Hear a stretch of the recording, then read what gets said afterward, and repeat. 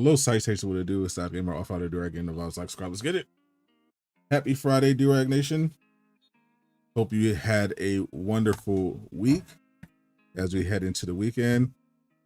We are back for another edition of Super News Live. This one is a special show because it is August, which means if you've been around on the channel, it is tradition that we cover D23, at least the part of D23 that everybody cares about, which is the Disney Entertainment Showcase, where they do the big announcements for Marvel, Star Wars, all that good stuff. And they always have it at night, so it's always a different streaming experience. Used to doing it in the afternoon, typically what they have for Comic-Con, though Comic-Con sometimes later. But this is basically part 2 of the San Diego Comic-Con showcase, except based on what we're hearing. It sounds like this one is going to be a lot heavier towards X-Men.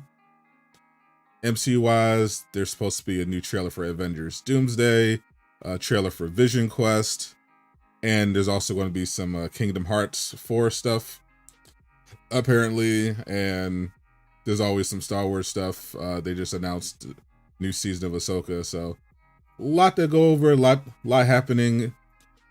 It's a 2-hour showcase, so we're going to be reacting to everything as it happens, as is tradition. I'm looking forward to it. Hope everyone's doing well. What's up, Gabe? What's up, Blaze? Travis, what's up, Absolute? How is everybody doing here? How's everyone doing? Twice a week. Yep, trying to get more live stuff going. Yeah, I was looking at, so they streamed parts of it on Disney Plus. The parts I don't care about.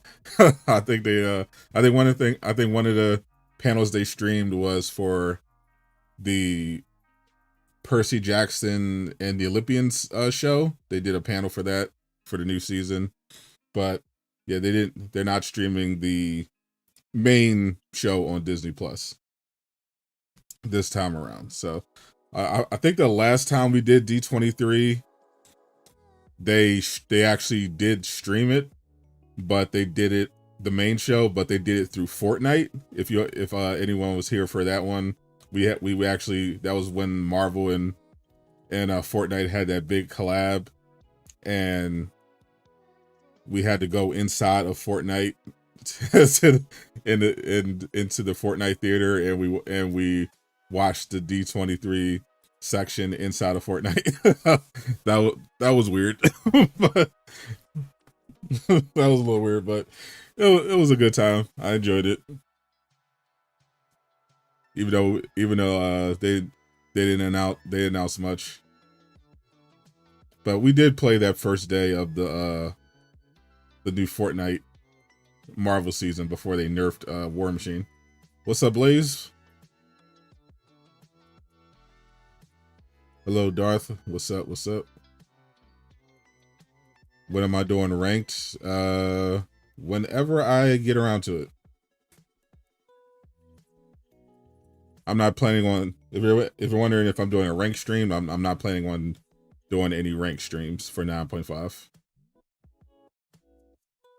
Where you getting your updates? I think I'm using some of the usual suspects. Cosmic Marvel, Hollywood Handle, Discussing Film. All seem to be on top of it. As we see, we got a little preview.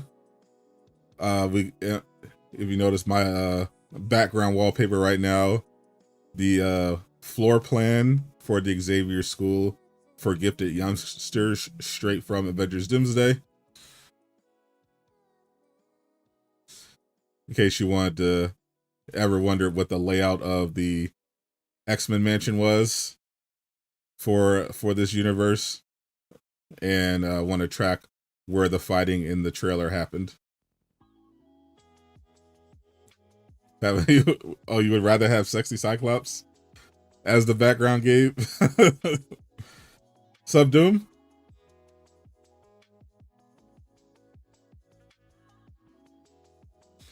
How you doing, my brother? I see what James said. James who? You might have to be more specific.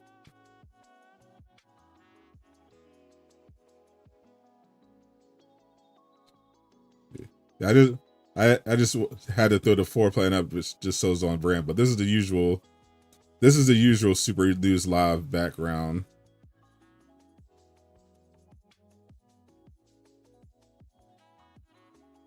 That we've been going with.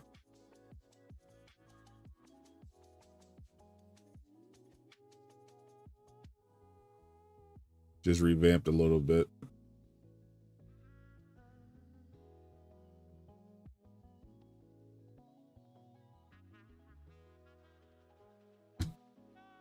James Stevenson.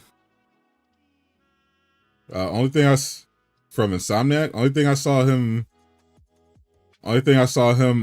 tweet was that awesome GIF from the new Wolverine preview gameplay footage of Wolverine flipping the claws to Sabretooth before jumping out of the plane, which is definitely going to be a generational GIF going forward. Definitely putting that one in the favorites.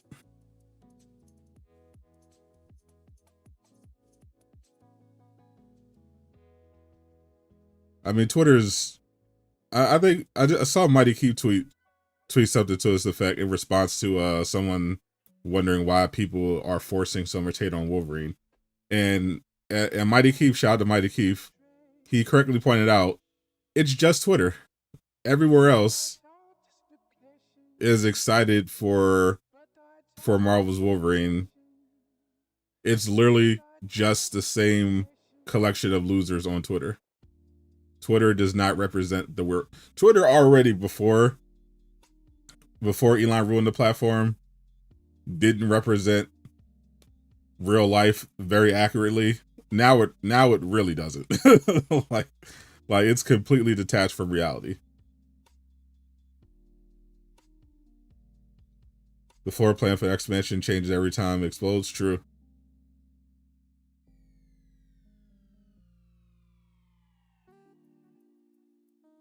One of the channels we watched posted a review with the developer. Yeah, I didn't read any of the interviews yet. I only watched some of the hands-on previews. I think we watched a little bit of Blitzwinger. We watched Caboose. We watched GameSpot. I know a few people did an interview with Liam. I think I read one interview with Insomniac. I read one interview with Liam. I ain't go through all of those, but a lot of great info. Shout out to everybody who showed up to the stream and who checked out my video where I did after I ended my Wolverine preview stream, I did a video just going over all the new costumes for Wolverine that they revealed so far in the preview event. So shout out to everyone who ran up the numbers on that video.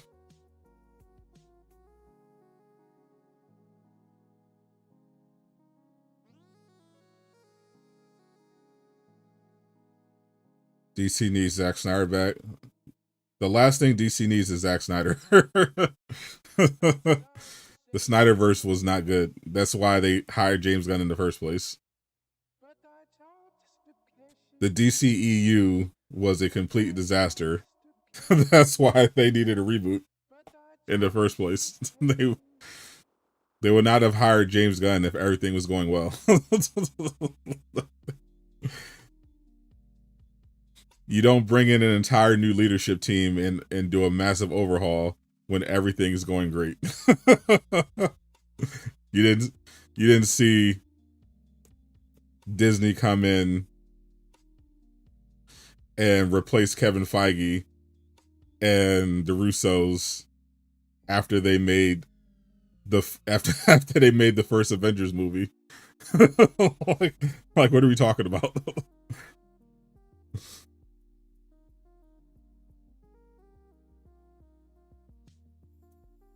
What do you think about the people complaining about the Sentinel boss fight? I legitimately don't care.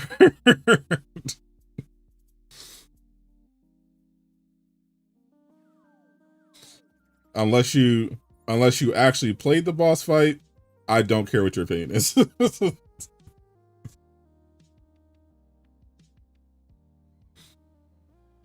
And the only thing I saw, I think it was it Eurogamer?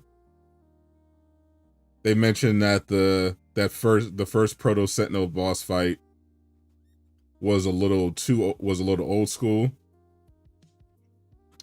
because it is pretty straightforward. Because it's not even the full Sentinel; it's just the prototype, just the body. So you're just dodging. But even then, they didn't even mention the fact that you get to do the fastball special during that fight.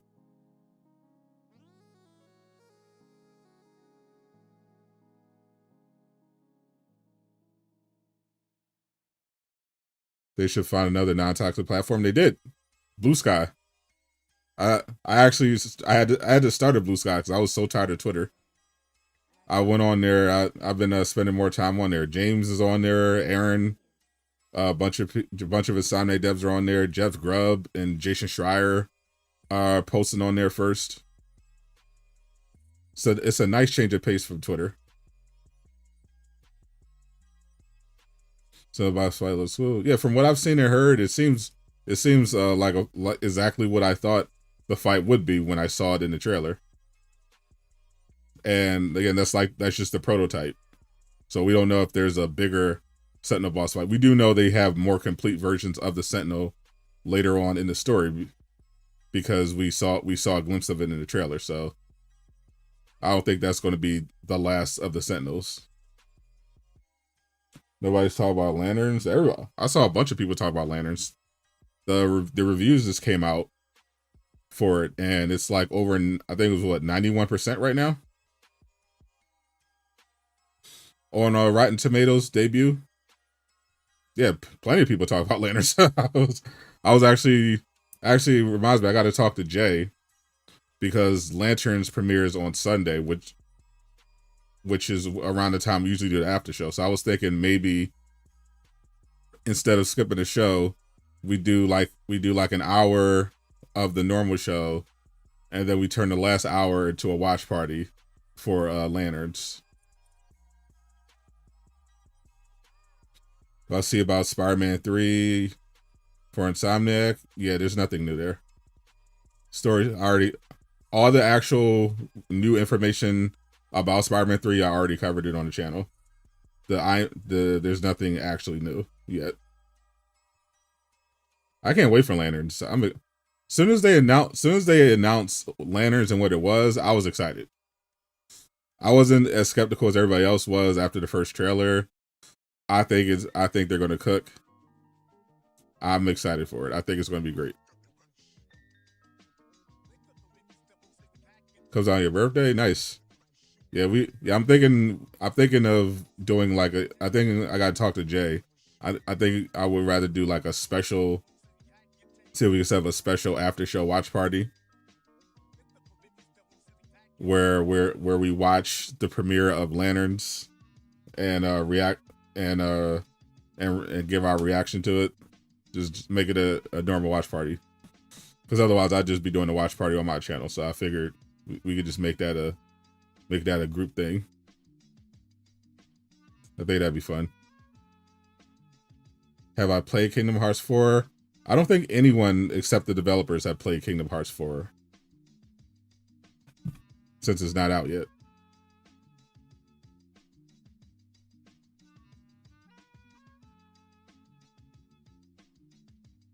Speaking of, we think of Horton leaving Insomniac. Wasn't that like wasn't that like a year and a half ago, 2 years ago? Like, like it doesn't matter.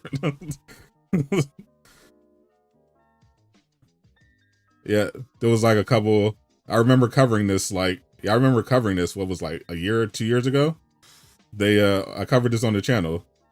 They left Somnac had a couple people leave the project and go to CD Projekt Red. I think they had like I think one person went to CD Projekt Red from the narrative team. And I think Horton went to was Horton the one that went to went to Crystal Dynamics to work on Perfect Dark? Was he the one that went and did Perfect Dark? As soon as Hal dies in the first episode, you do realize from the trailers we know that Hal Jordan doesn't die anytime soon. Like, what are you talking about?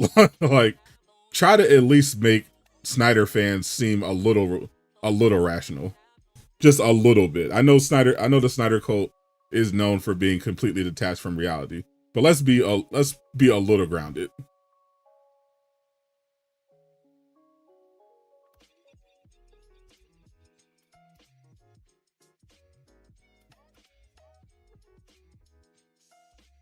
Let's be a little bit grounded in reality. Like, let's not just lie about the show. Like, at least wait until the show airs before you irrationally hate on it.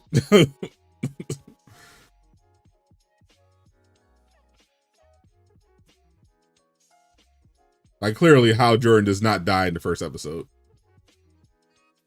Like, what are we talking about?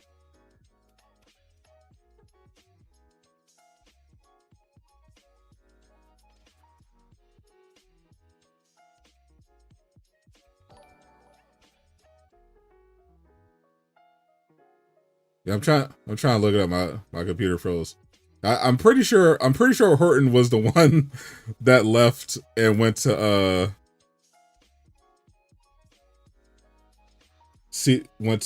Perfect Dark, which I also did a video about when we got the update on Perfect Dark. Big oops there. The Perfect Dark, unfortunately,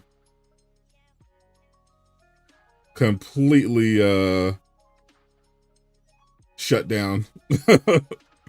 Unfortunate.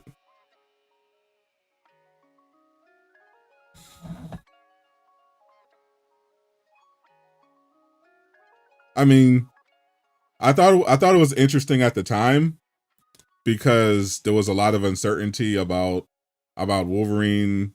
You know, we hadn't heard anything, so it was like interesting. Now that the game is this so far along, it's coming out next month. Like, it's completely irrelevant. But in general,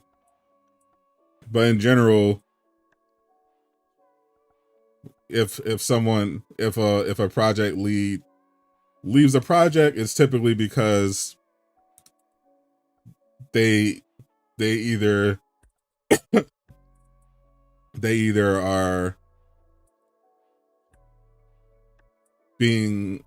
don't like what's going on in terms of they either like clashing with upper leadership, like the publisher, or they did something they weren't supposed to, or upper leadership don't like what they've been doing.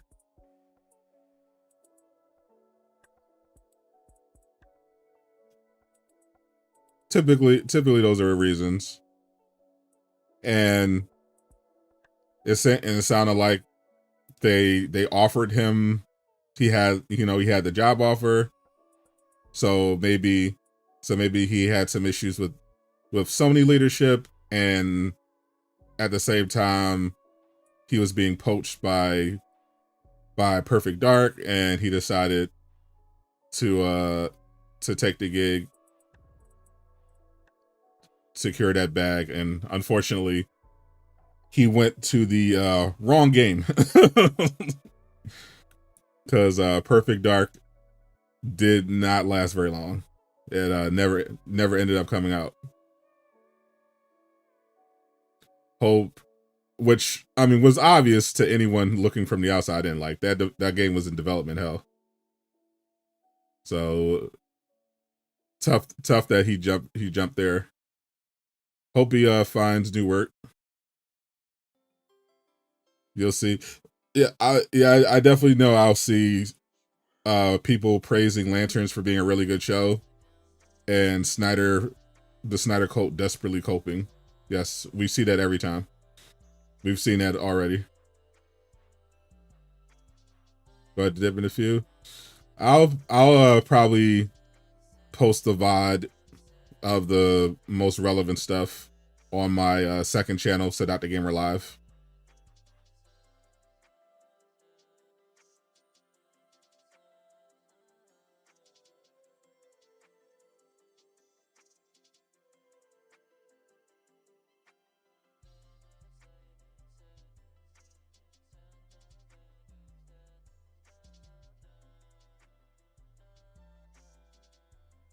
Hype for Frozen 3?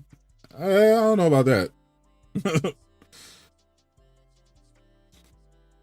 I watched both Frozen movies, but I don't know if I'd say hype. I'm interested in the only thing I really like about Frozen is the music. The story's kind of mid, but I love the score for on Frozen 2. They had a really good score. Definitely one of my favorite Disney scores. D23 announcements are going to be Kingdom Hearts 4, Avengers Doomsday, VisionQuest. We already got something for Ahsoka, and there's supposed to be some X-Men stuff as well.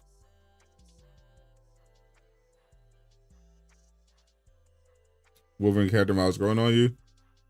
Yeah, I have no issue with the model, especially seeing like more and more of the gameplay.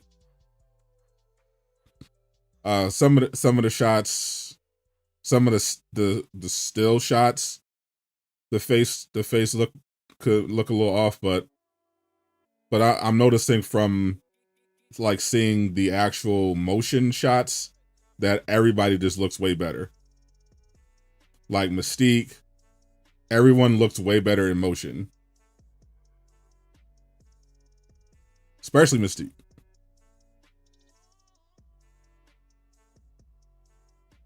Simpsons Hit Run remake, yeah. I haven't really played the Simpsons in like legitimately since I was a kid. I haven't really been following the Simpsons since I stopped watching the show. So I haven't been keeping up with any of the games all that much because I don't play them.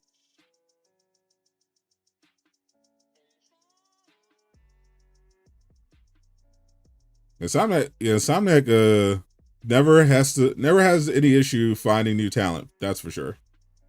Insomniac's definitely one of those studios that everybody is trying to find their way to. You know, great history, tons of talent, great people. From what I've seen and heard, the workplace is really well maintained. A lot of perks. People love working there.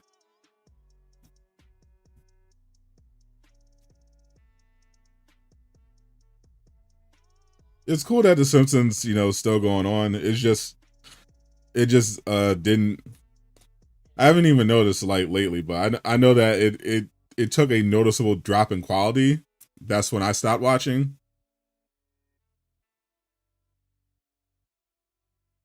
Because The Simpsons when I was growing up, Simpsons was peak. Like it was actually hilarious. But it fell off pretty hard after a while.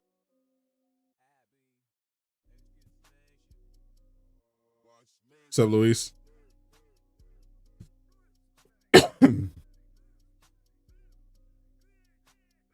It's not like Shinshan that which ran for a similar amount of time as The Simpsons. Actually, it's still going on, but that show actually stayed funny.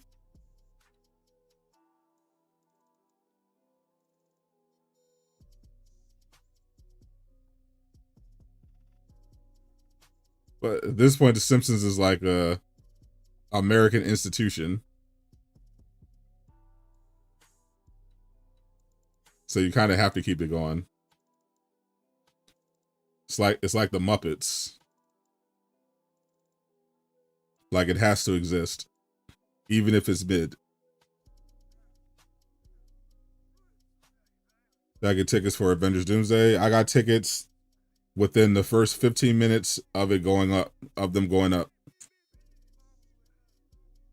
Because they sold out immediately.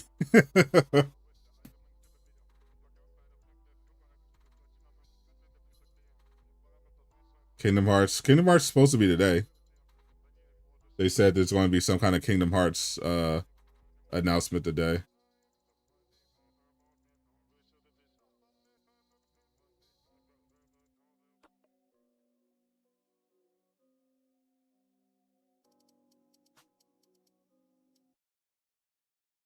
Like The Simpsons could have still been good. They just need to keep like good writers.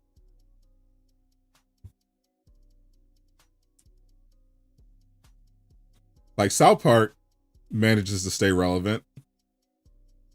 You know, they have the same guys. You know, they made their process so that they could stay relevant. You know, do parodies and satire of all the latest events, and they managed to stay funny and significant. And whereas The Simpsons just didn't stop being funny.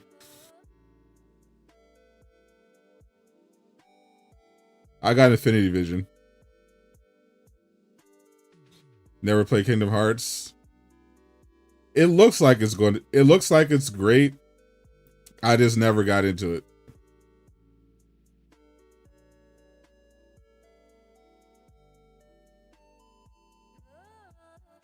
I would like to, but it's a lot. That's a lot of games. I would rather just watch all the cinematics to catch up. Think we're getting an X-Men cast announcement? That is what they're saying.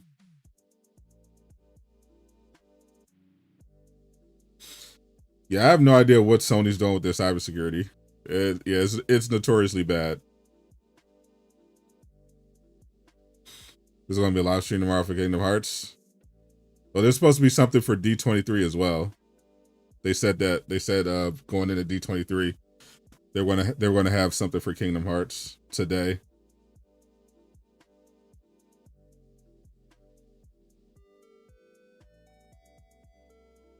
All right. It's 10.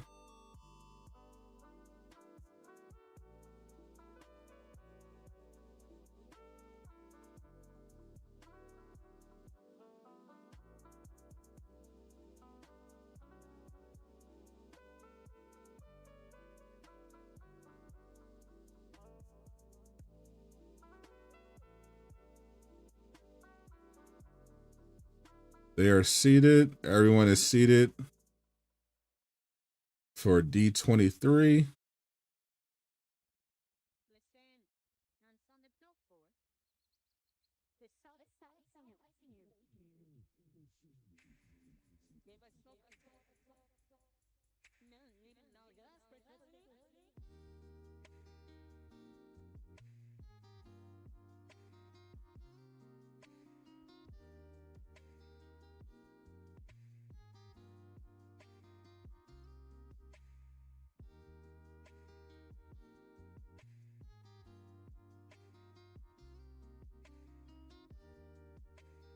Sam Meg is the reason a lot of people bought their PS5s.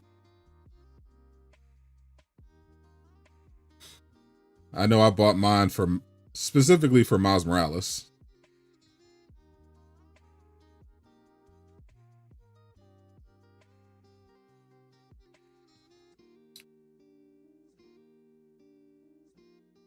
I looked at what Xbox was cooking and was like, no, thank you.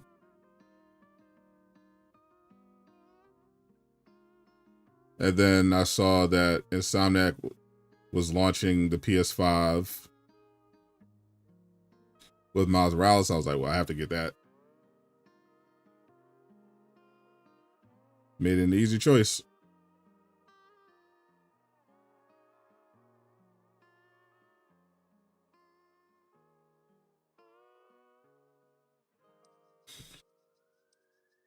This is 4 years, 4 games in 6 years. That is pretty insane. Not enough people appreciate how much output Insomniac has. What studio would be the reason for a PS6 purchase? The exact same ones for the PS5 and PS4. Sucker Punch, Insomniac, Santa Monica, and I guess Gorilla as well, depending on, if they get their stuff together, and probably Naughty Dog.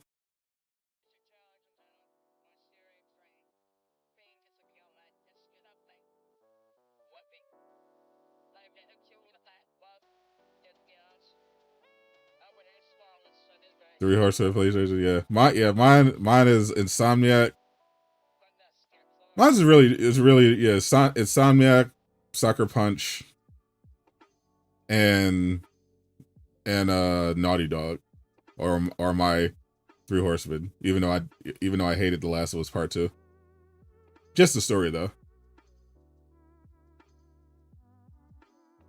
I guess Gorilla too. I'll throw in. I might replace Naughty Dog with Gorilla.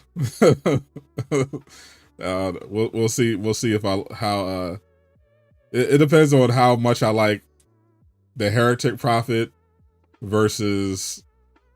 Actually, no. I know that Horizon Live Service game is going to be a lot worse than Heretic Prophet. For me, it's mainly Insomniac and Sucker Punch. Oh, I will be playing God of War Laufey, so I'll bump up Santa Monica.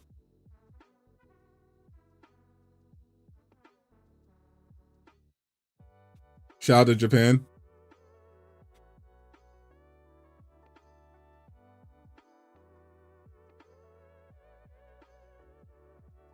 Konnichiwa.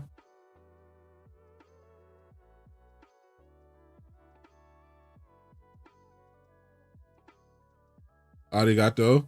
Thank you for being here.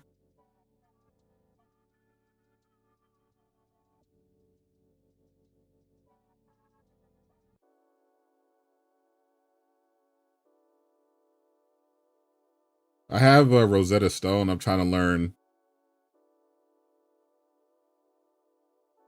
Japanese because I want to travel to Japan.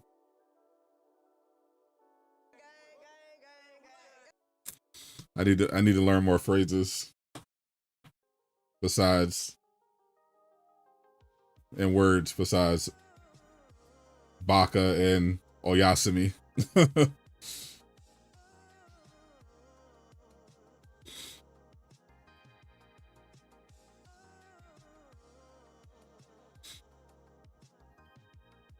The gameplay Last of Us 2 is so good.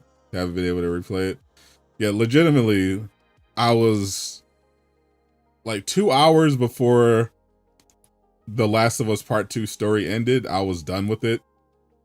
And then when I found out there was like a whole other section where we had to chase down Abby, I'm like, bruh, this better be worth it. And it was not worth it. I was like, I'm never playing this again. I was so done with that game after that.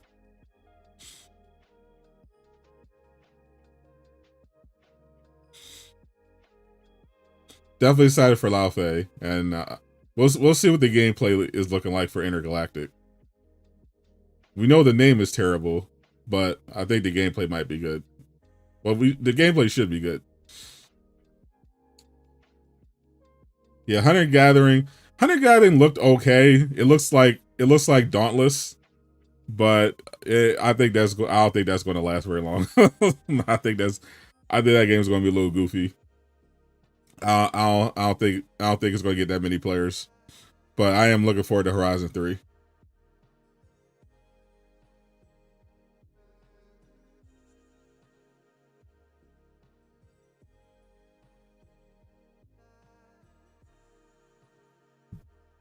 Most of the upcoming games I'm excited for are from or for the play side are from Insomniac and Sucker Punch. I'm looking forward to seeing if Sucker Punch does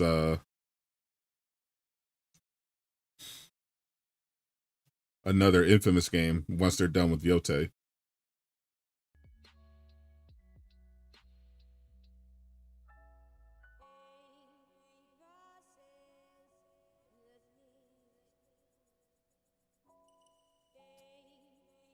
Yeah, it depends on what they're going to do. Like, from what I'm hearing, Intergalactic is releasing, they're targeting 2027. I'm guessing later in 2027.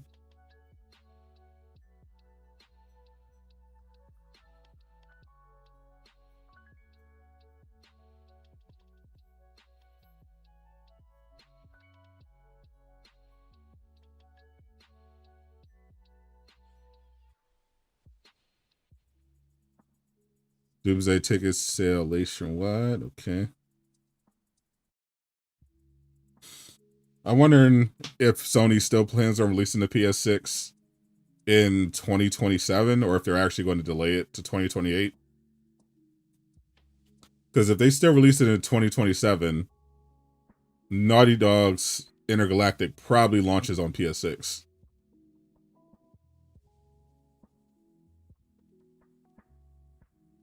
Because from what I heard, they were talking about delaying it, but they might not delay it.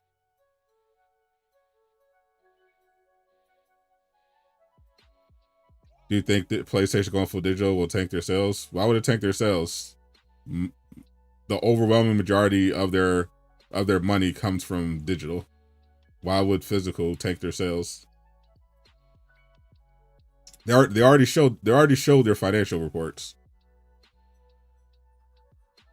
Physical sales make up a very small percentage of their revenue. They showed that in the latest quarterly reports. Like, there's no that doesn't really make any sense. Pretty much everyone is coming out and saying most of their sales are digital, and that's only going to Capcom is like 90% digital. Rockstar GTA is like 90% digital. Like, it's only going to get, it's the trend is going towards digital. That's why, and Sony has wanted to go all digital for years now. They've just been looking for an excuse to do it because it's more money for them. And now that consumer behavior has caught up, they had the justification that they needed to go all digital.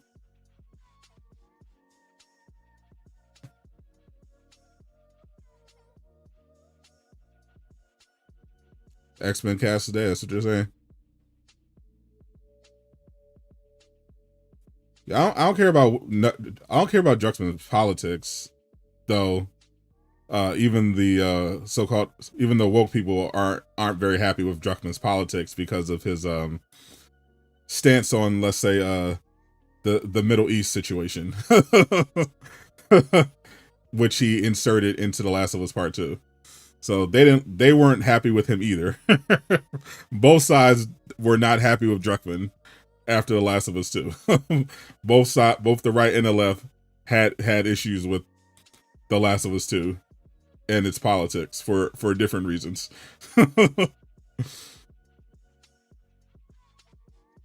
Some people who buy physical and digital will stop buying digital when you leave the ecosystem. And yes, statistically, they aren't high enough to make any difference to Sony.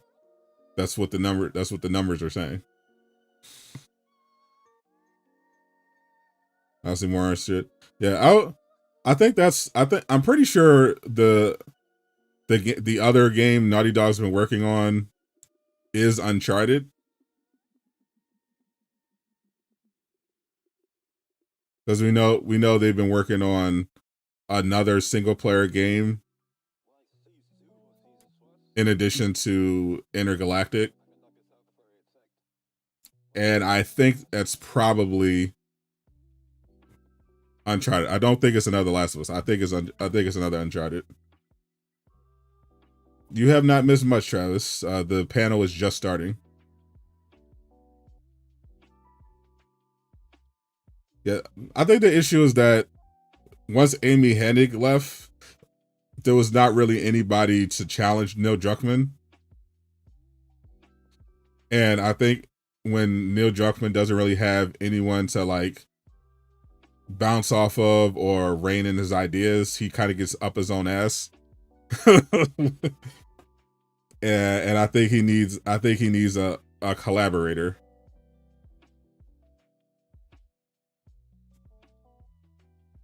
To kind of smooth out his worst instincts.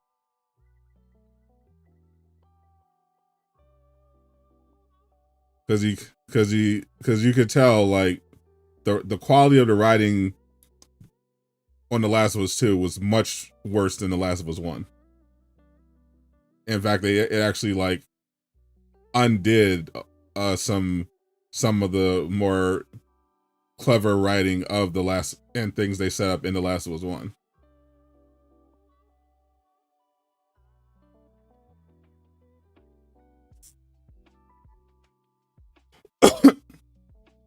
Are we sure D23 is out today? What does it say on my screen right now?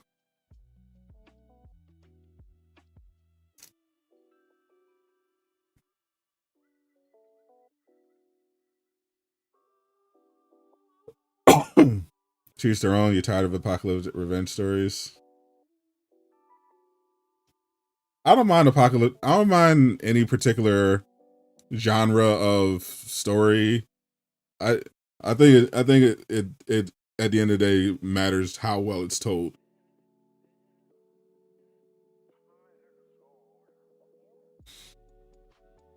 You have zero faith in Intergalactic. I think the gameplay is going to be really good because it's a Naughty Dog game. The gameplay is always really good. It's the story that's probably questionable. But I think it's going to be otherwise. I think it's going to be a great game. I think the visuals are going to be great. I think it's going to have some beautiful environments, awesome combat, great music. I think all that's going to hit. The story just might be ass, unfortunately.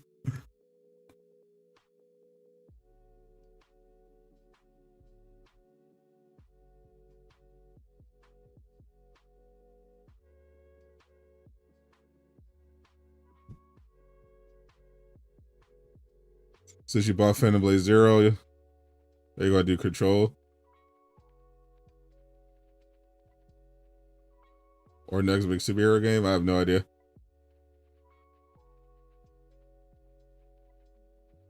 Want a space game from Santa Monica and a fantasy game from Naughty Dog? Is that opposite happened? True.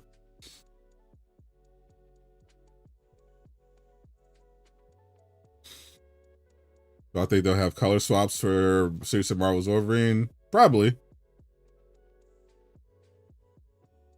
Got an idea for a recasting of Cable? Alan Rickson? He's definitely got the body to play Cable. You can kind of plug him into like any superhero role where the character has giant muscles.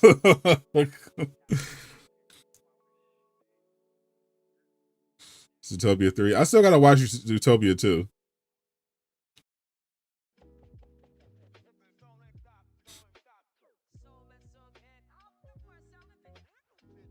I gotta remember to watch that.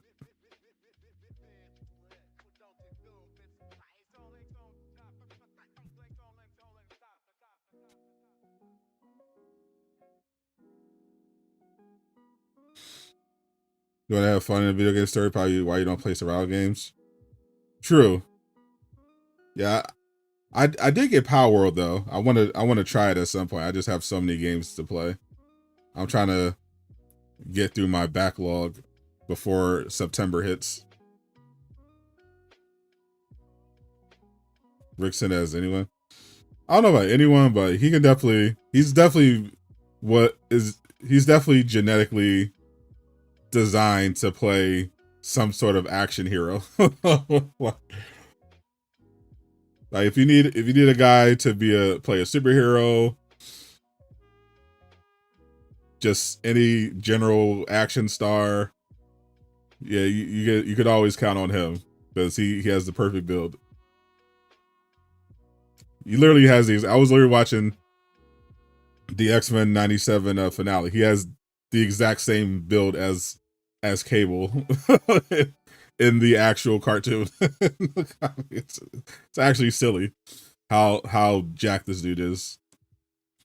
Appreciate the 5, Marty. You were right. Wolverine's not as fast. It's running, still can move like parkour. Yeah, Caboose mentioned that he didn't like the parkour tutorial mission. There was like some kind of tutorial challenge for parkour that he didn't exactly like because Wolverine, while he can move decently, he said he felt a little too heavy. But the animations look cool. But yeah, it looks like he enjoyed more running on the ground as Wolverine and just jumping right to enemies rather than the parkour and the leaping over buildings.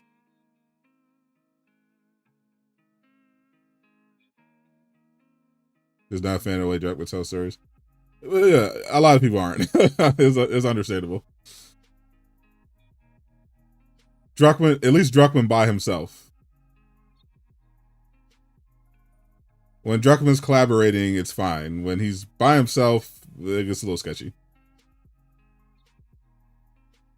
Love how Wolverine gives Saber to the middle finger. Yeah, that is definitely a classic GIF.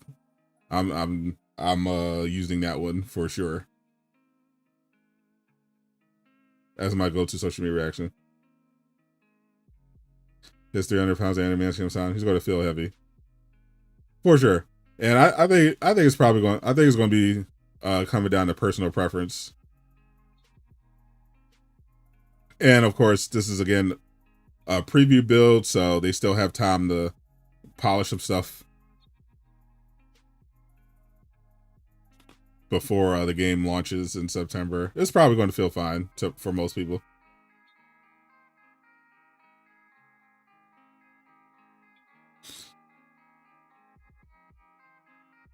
Spider-Man 3, we're not hearing about for a while.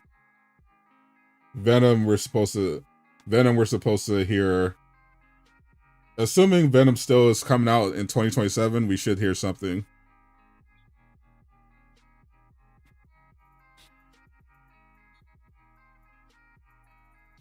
Shout out to France. We just don't know if Sonic is sticking to 2027 for Venom or if it's pushed to 2028. Just want a Hulk game, same.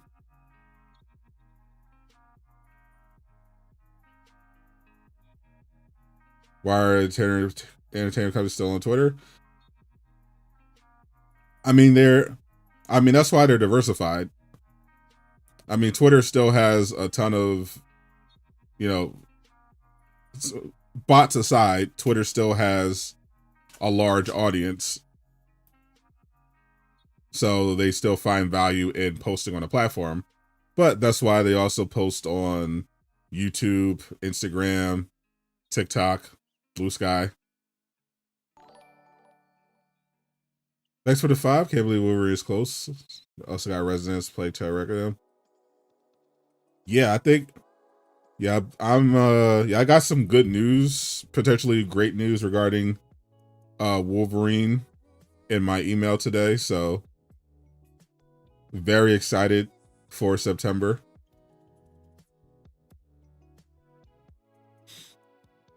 We got Blood of the Dawnwalker, Phantom Blade Zero. I'm gonna be streaming the state of play as well for Phantom Blade Zero on Monday. I'm really excited for that game. It's like I think it's late though. I think it's around the same time as this D23 showcase because they're over in China. I think it's like 10 p.m. for the state of play.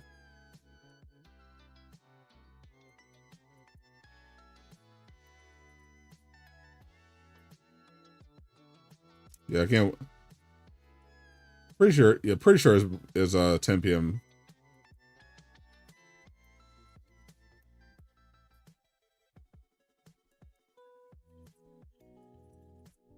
Where you can watch the new Doomsday trailer. Same place you watch every trailer. As soon as it's released, it'll be on all social media platforms.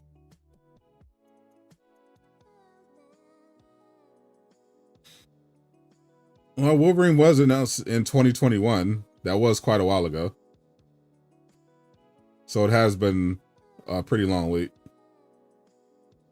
All my mods get early access to Wolverine. You wish.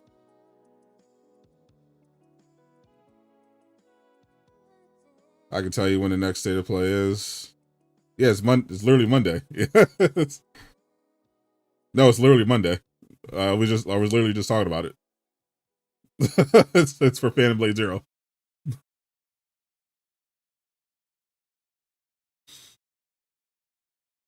Am I going to play Onimusha? I sent my request to Capcom already. I think a couple days ago, actually, for my Onimusha code.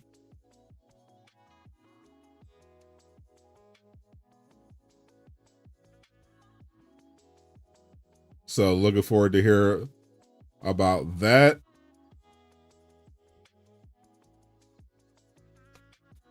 I'm gonna make some inquiries to see if I can get a code for Phantom Blade Zero when that comes out in October, or if I could get a little early for review.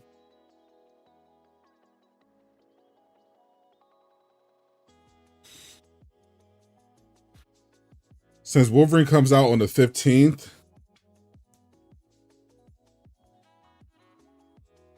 Sony might want to have another state of play before the reviews come out, just for some extra promotion. But nothing's been announced or leaked yet.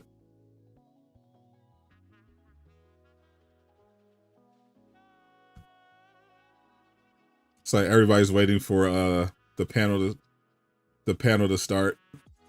Haven't gotten a single update yet. Wonder if it started late. All right, apparently they started late.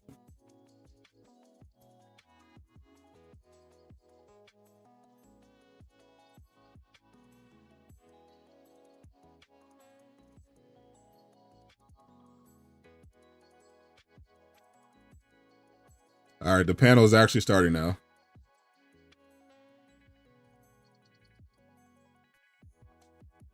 They just started with a sizzle reel.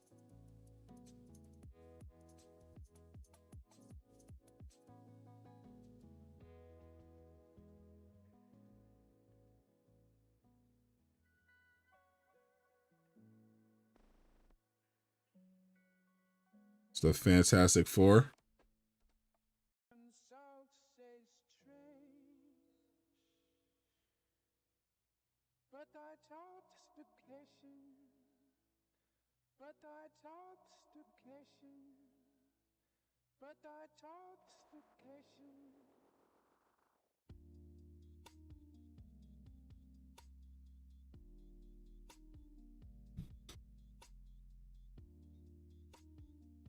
And time stops for the gaming world, except for Travis on November 19th. True.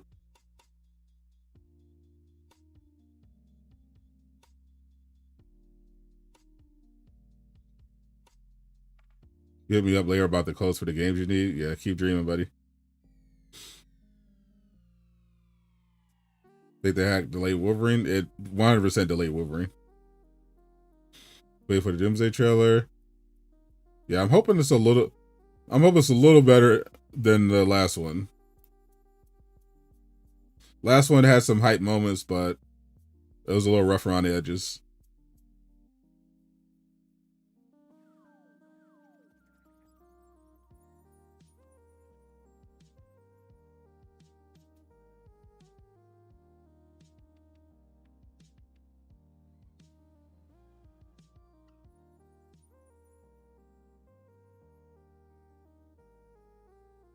If Travis doesn't know something, he immediately dismisses it as bad instead of just acknowledging his own ignorance.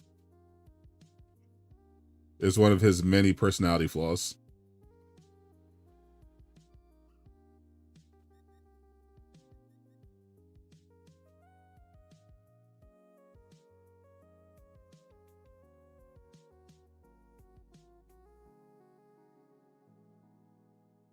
Hey, Quan is one of the hosts. Nice.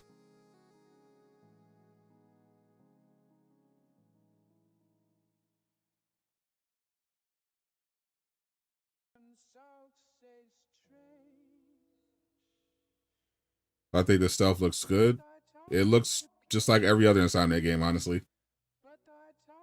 That has stealth, except I did like how they have like the X-ray thing going on, where you can like see their skeleton. I think that's a pretty cool feature. Otherwise, it looks like pretty standard stealth. Nothing noteworthy.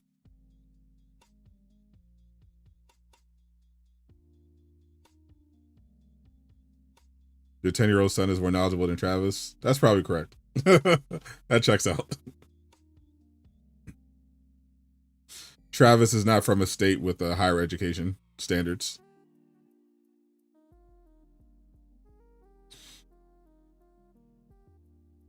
So your son probably learned a lot more than Travis did.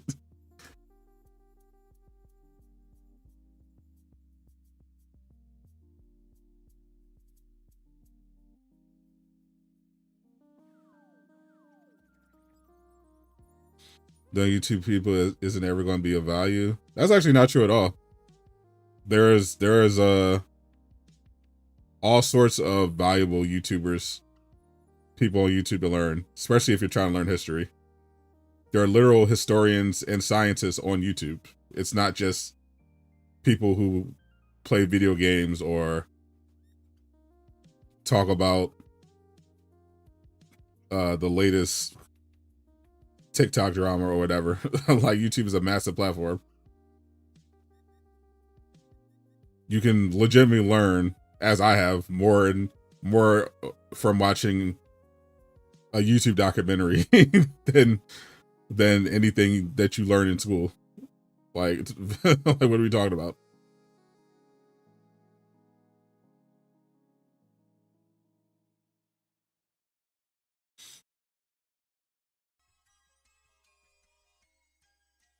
My school didn't barely teach. My school barely taught me anything. My school's barely taught me anything.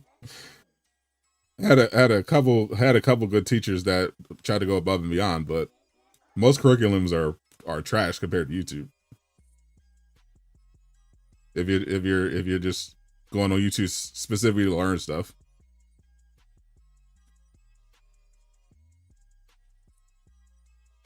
You know why it's windy in Oklahoma? Because Kansas both Texas sucks.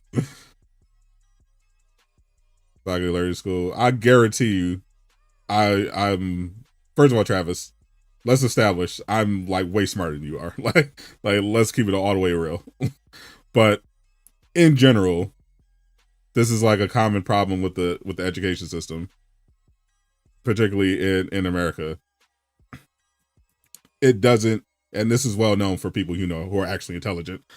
They don't provide you with the skills and knowledge that is particularly useful, or even for really anything. Like my schools didn't teach me about investing. It didn't teach me it didn't teach me about balancing checkbooks. If we're just talking about business wise, it didn't teach me anything about money management, because I took different home economics courses. They didn't they even if you're talking about history, I didn't learn about the Tulsa massacre until after I was out of school. like they didn't teach me about the Tuskegee experiments. There's so much I learned once I left school that they didn't teach They didn't teach me.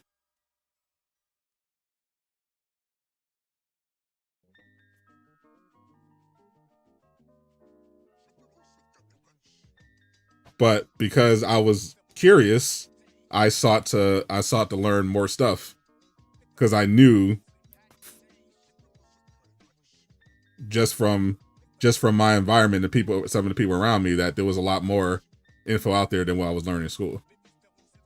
Travis, unfortunately, has not taken advantage of any other educational resources because he's very clearly uninformed on a lot of topics.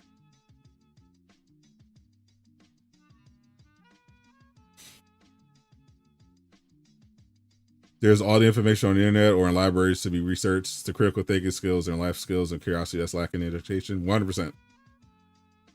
Some people didn't hear about the Tulsa race massacre until Watchmen. A lot of people didn't. And I feel like that's something that very important, especially when you're teaching American history. Like that seems like a kind of important. They just skip over it.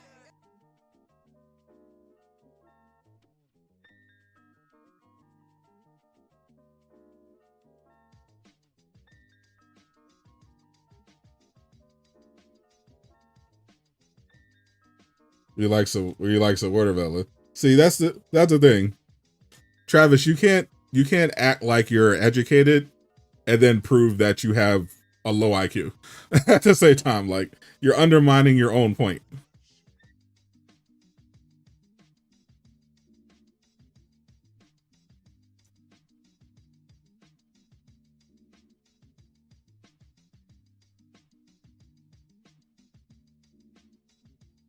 Like a watermelon joke is like lower. That's lower IQ than even like your average MAGA supporter.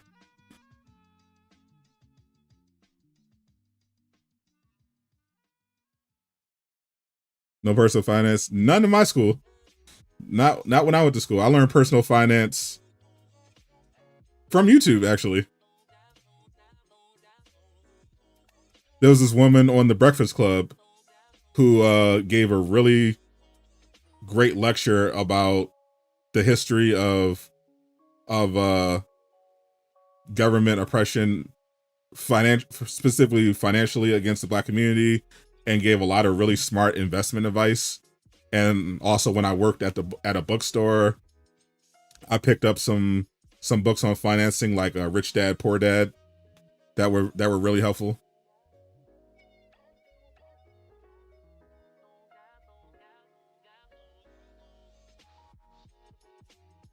It sounds like Travis definitely took the Asmongold pill.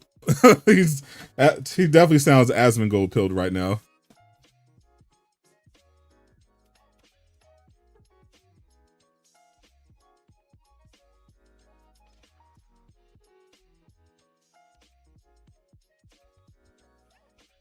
That's the thing. Travis isn't joking. He legitimately grew up in cousin fuck middle America, cousin fuck America. So these are like genuine beliefs he was raised on. That's the funny thing. Like, if there were jokes, they would actually be clever. Like, there are clever ways to tell race jokes. He doesn't tell race jokes. These are just things that he was that he was raised on.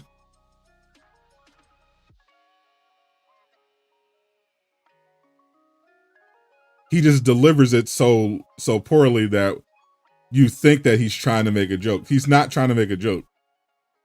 he's trying to be sincere. He just can't help but sounding stupid.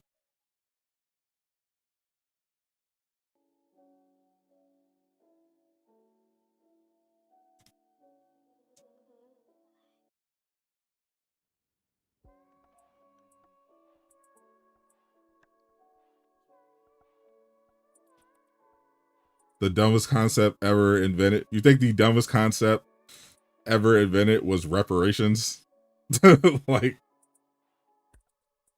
I could think of way dumber. like the Trump phone. That's definitely way dumber. Did yours come in yet, Travis? I saw I saw Moist Critical got his, but he had to get it as a favor from someone else because they lost his delivery.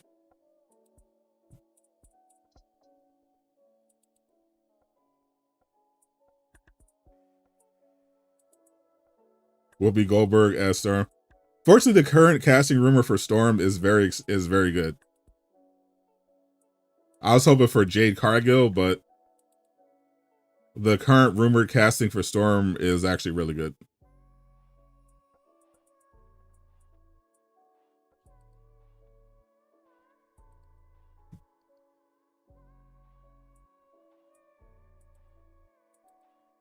Charlie made a video on his Trump phone. Yeah, he ordered his Trump phone, and they famously lost it. And he's been going through it trying to get it, but somebody sent him one, and he said he's going to do it. You know, when they heard that he lost his, so he had it on video. He said he's going to do like an unboxing.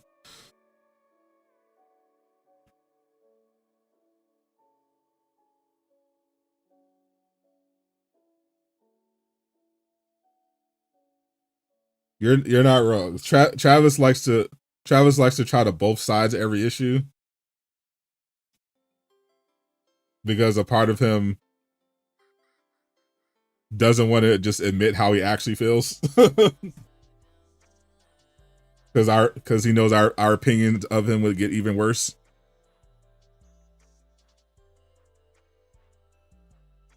But we clearly know one side is very obviously worse than the other. like just look around at the country right now.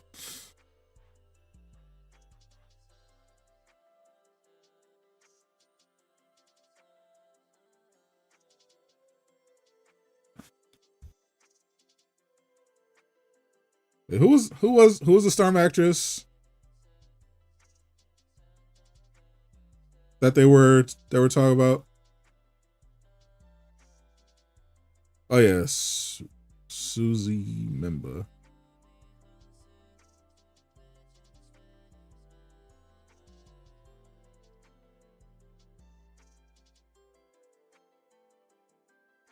That's not her. Who's the other one? I gotta find it. Travis is borderline wearing a pillowcase as a hat. Borderline? It's hanging in his closet right now.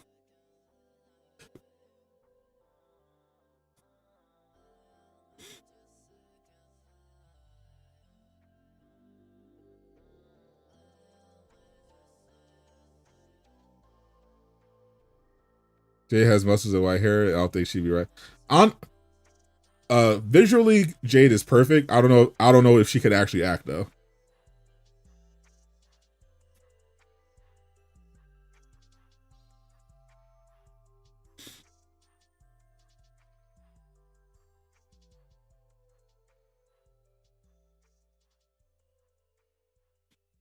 Generational wealth was lost during 1920 race. That's just a fact. Careful! Don't try to fill gate. Don't try to fill his head with too many facts. He can't hold that much information.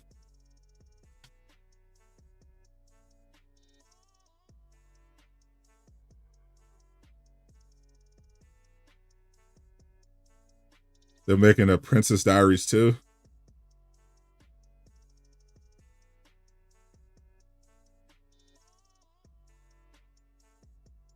Yeah, I still didn't watch Devil Wears Prada too.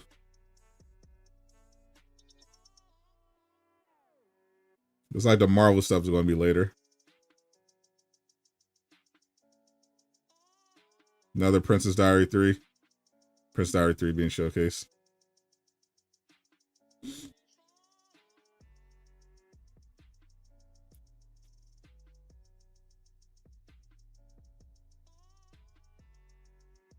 Ain't WWE acting? WWE is acting, but it's not the acting that... It's not like... movie and TV acting. You're playing a character, but you're not you're not doing anything like demanding. Like you don't need a lot of the subtlety, the nuance, and the challenges. Like you're just kind of playing either someone who's like super aggressive and like the biggest thing with being a W star is not acting, it's charisma. Like you're not, yeah, they're playing a character, but they're not really acting for the most part. It's mostly about the delivery, improv. Like you have some skills that can translate to acting for sure if you're like a really good professional wrestler who's known for being good on the mic. But as we saw with John Cena and pretty much most wrestlers turn actors, it takes a while for them to, get good. if they ever get there. When John Cena first started acting, he was horrible. Just like The Rock. I mean, The Rock still isn't that great. Still isn't that good. He's just, really charismatic, and we like seeing him play The Rock. But John Cena actually did get a lot better, but it took a long time.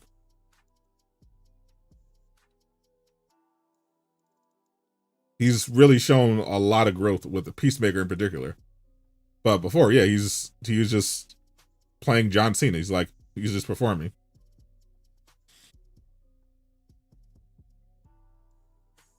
Think it's time for a timeout, Travis. That was banned. Travis your game.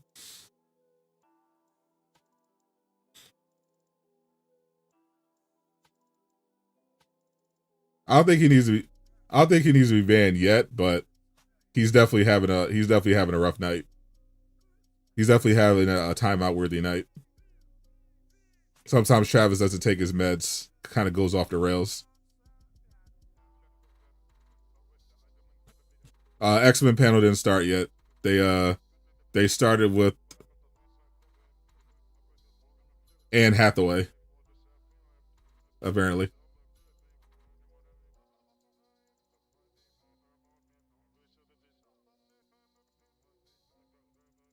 Ooh, we're getting another one of these.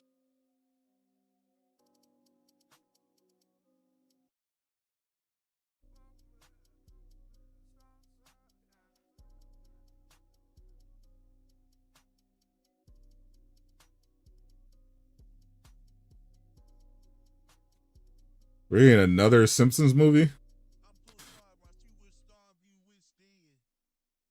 When's the last Simpsons movie that I saw? I think the last Simpsons movie was the one with Spider Pig. I think that's the last one I saw. Was that the last Simpsons movie? Spider Pig?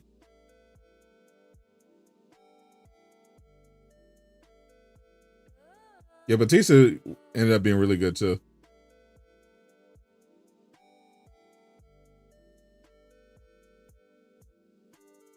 He's really good in Blade Runner. You know how it feels to be a sound on Twitter? Thanks to Travis. For sure. The dome one, yeah. Was that the last one? The dome with the dome and Spider Pig? Yeah, Simpsons is still going. I have not watched an episode in a long time. Probably since 2007.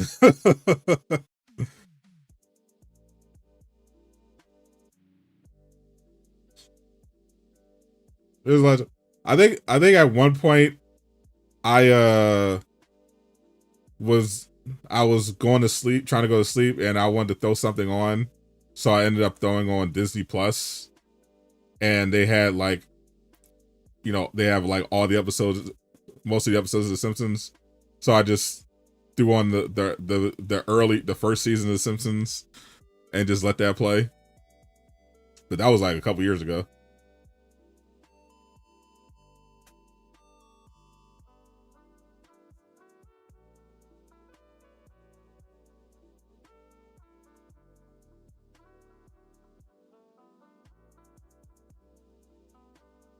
I have not been tapped in with The Simpsons.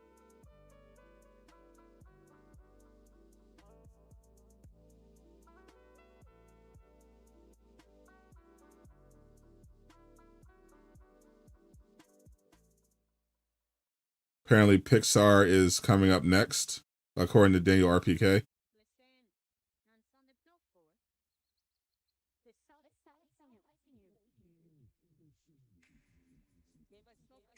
New Simpsons the movie.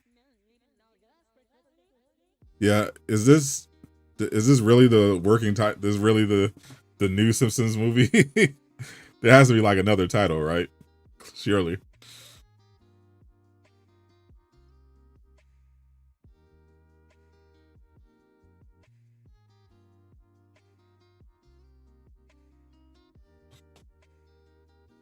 Oh, you're leaving the channel?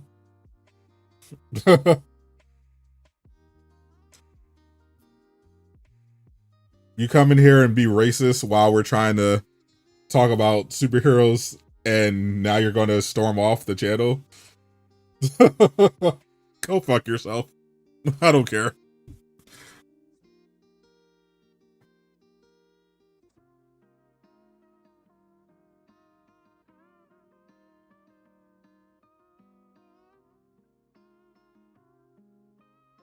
Like what are you talking about?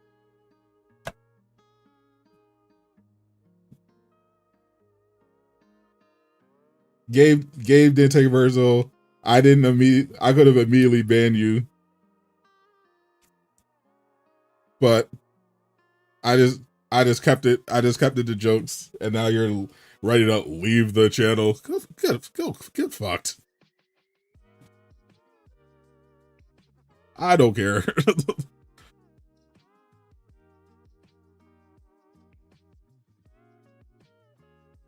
Pixar time.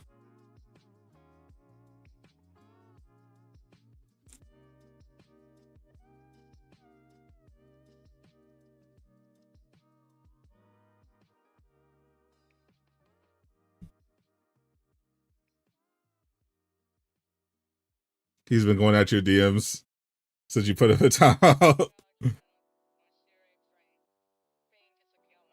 Incredibles 3. I can't wait for that one. That one I can't wait for.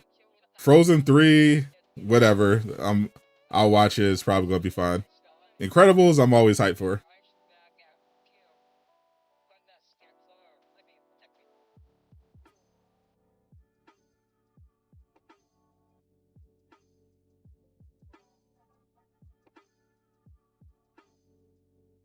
Love me some Incredibles.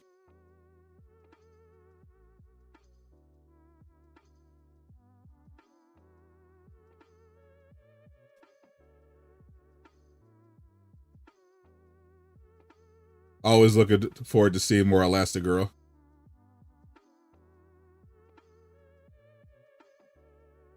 Oh, we actually gotta look at Incredibles 3.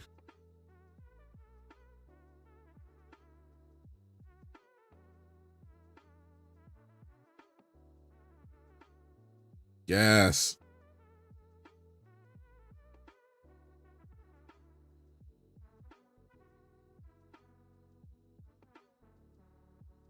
Incredibles 3, let's go.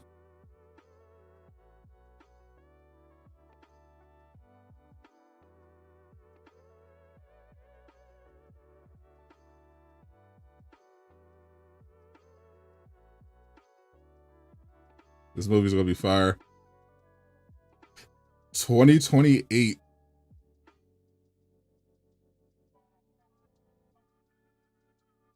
That's actually not that far away.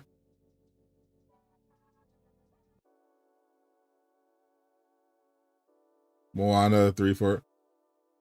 Well, they're definitely not doing another live action Moana. Wonder Girl on the right is. We're like normal civilians. Yeah, we're definitely not getting another live action Moana, but Moana 2 hit pretty well. It was pretty solid.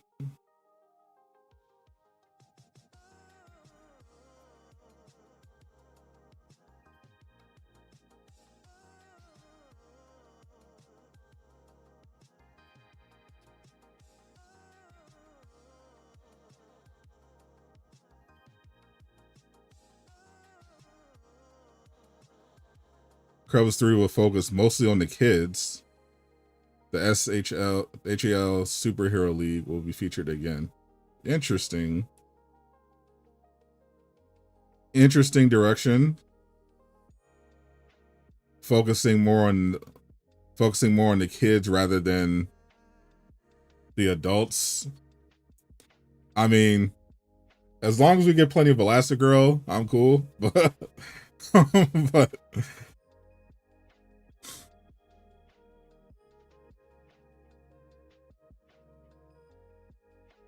But that definitely makes sense for the third movie to progress the story, because they are older now. They should be able to take on more responsibility.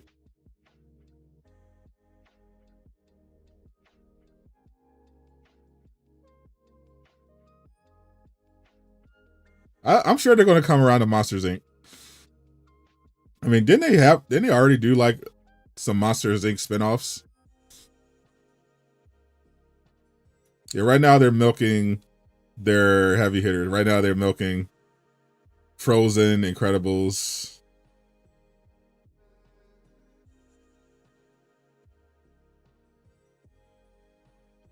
We're getting a Toy Story, their go-tos. All right, now we're getting more looks at Incredibles 3. They're doing Coco 2. I like Coco. That was pretty good. Some more looks at Incredibles 3. I can't wait. That's going to be gas.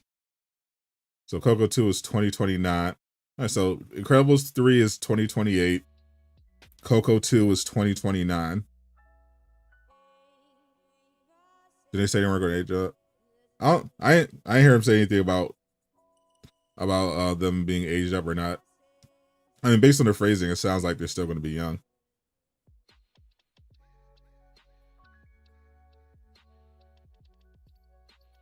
Is there something going to be for Kingdom Hearts 4? That's what they said. I know there's a Kingdom Hearts 4 event tomorrow, but they said there was going to be something for Kingdom Hearts 4 today.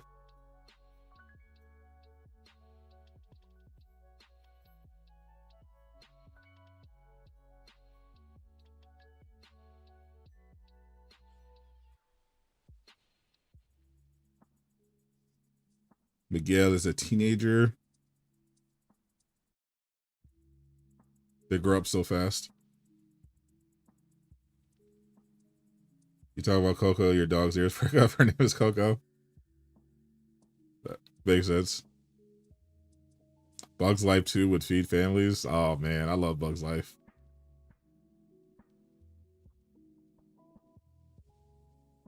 Bugs Life and Ants were really good.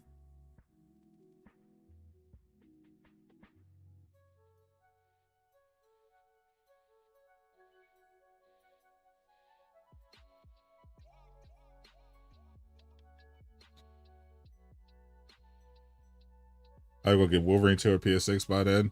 I mean, PS6 is supposed to come out in 2027. Insomniac's next game after Wolverine is supposed to be Venom and then Spider-Man 3. So if we're talking 2029, that's probably Spider-Man 3.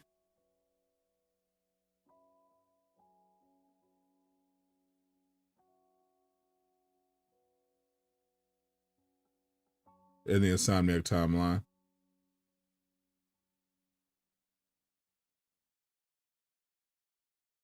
Incredibles 3 will follow the children on a quest to prove they can be real superheroes. Ernesto de la Cruz will get his revenge. And Coco 2. Incredibles 3 comes out June 16th. All right. What's the date?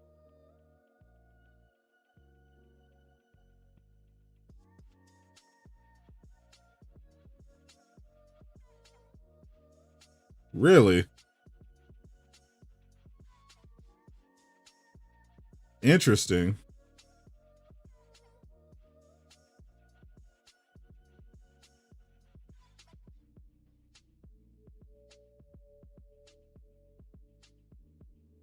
Coco is being added to Kingdom Hearts 4.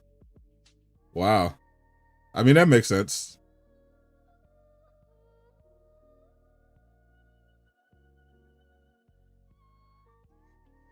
especially if they're pushing a sequel.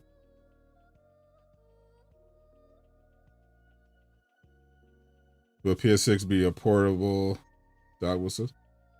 I'm not sure. I know I've heard stuff about stuff they're going to do with the handheld, but I'm not sure. Not a lot of specifics yet out about PS6.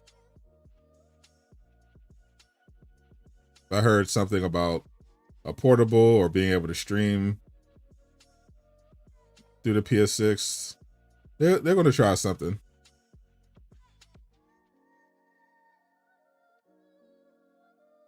Interesting. Coco and Kingdom Hearts 4. Ooh. Oh, we're getting a lot of Kingdom Hearts stuff now. A Kingdom Hearts animated series in the work at Disney Plus. Coming soon.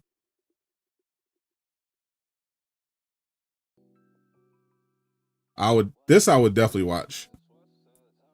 I'm not going to go and play all the Kingdom Hearts games, but I'll definitely watch an animated series based on Kingdom Hearts. That's pretty gas. Your dogs decided to be in a video game.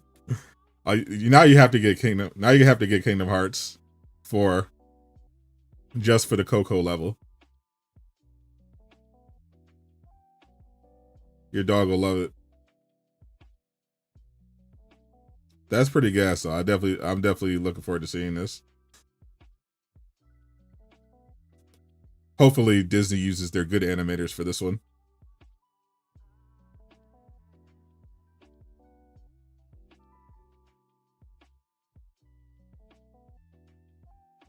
Also, Kingdom Hearts 4 is confirmed to be releasing late 2027.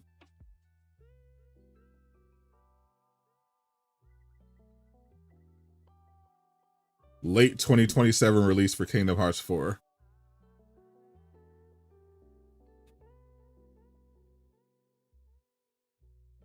PS6 will only become available if you approve a data center. You might not be far off for what happens in the future. Do I think Spider-Man 3 release in parts? I don't think so. I think Insomniac is going to stick to their formula of making 15 to 20 hour games. So Swag, appreciate you hanging out. We're enjoying the D23 festivities.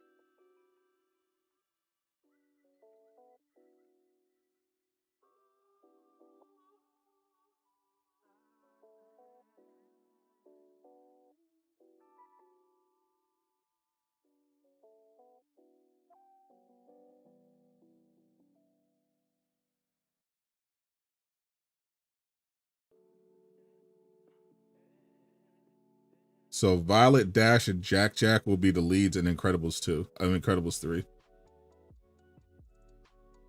Okay, that could be pretty fire.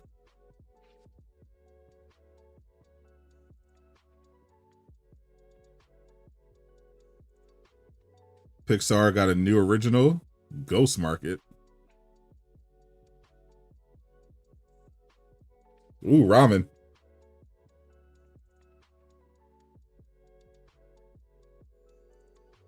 So the next Pixar original is about ghosts, and it's set in Japan. Comes out in 2028. Interesting. Yeah, 2027 is going to be stacked again.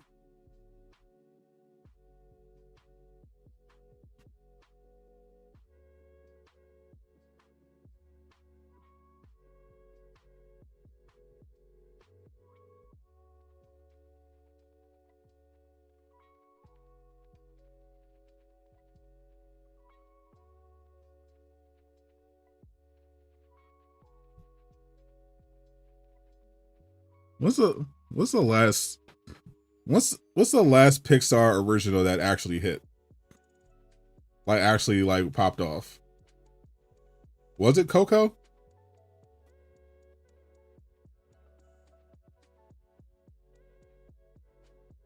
Hoppers? Was Hoppers Pixar?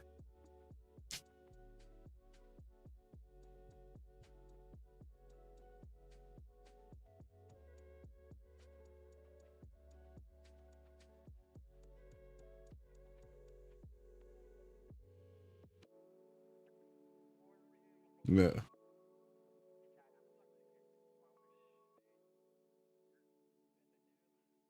I forgot all about this movie. Did it actually do well?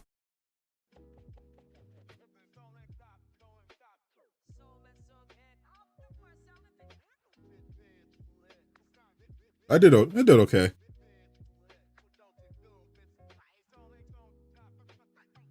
It did okay. I'm talking about like a huge, like a big hit.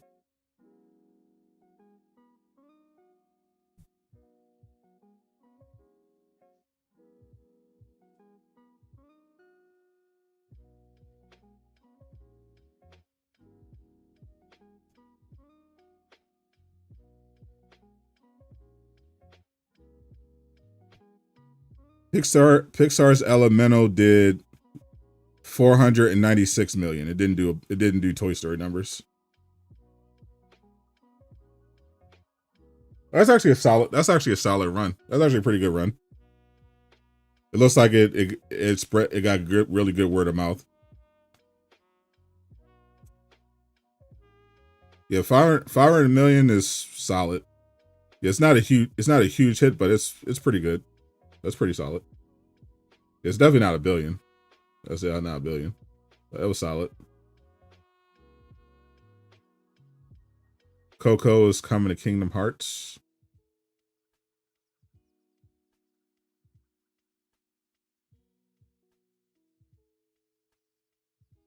And you look at another Pixar project. Gato coming in March. Cat and the Pigeon.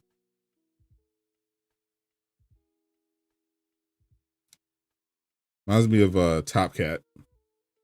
Remember that? Anyone remember that cartoon, Top Cat?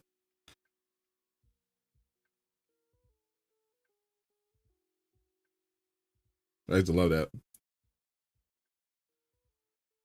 You got a debate about discussing fish? Yeah, no. I think it was Soul. Soul was good. Soul was really good.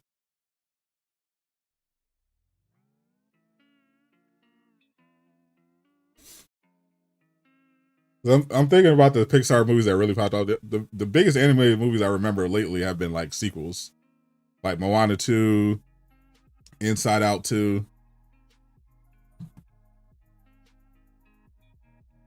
But they had kind of a run of originals that didn't really hit that hard.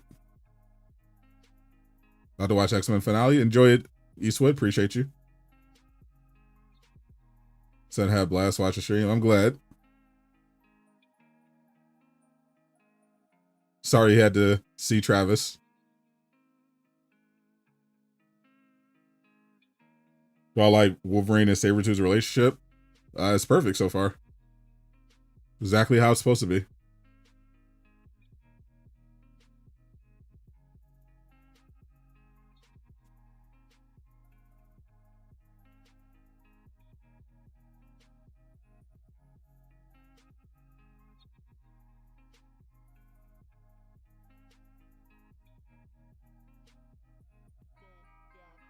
Ooh. We got a Kingdom Hearts 4 trailer.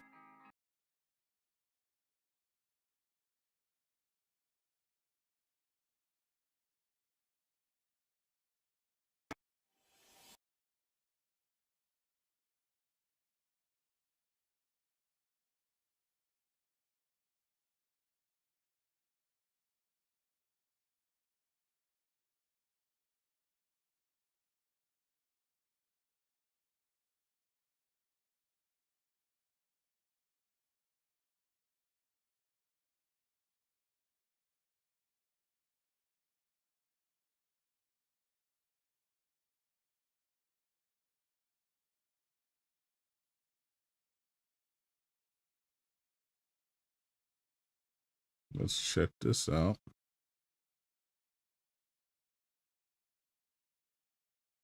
Kingdom Hearts 4 Coco trailer. Huh? Wait, what happened? He's been forgotten.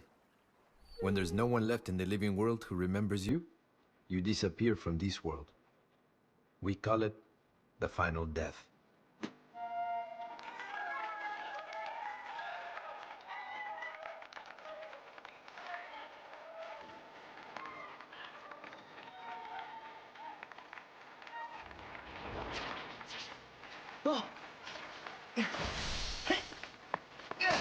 It's the guy from Fortnite. Welcome to the Plaza de la Cruz.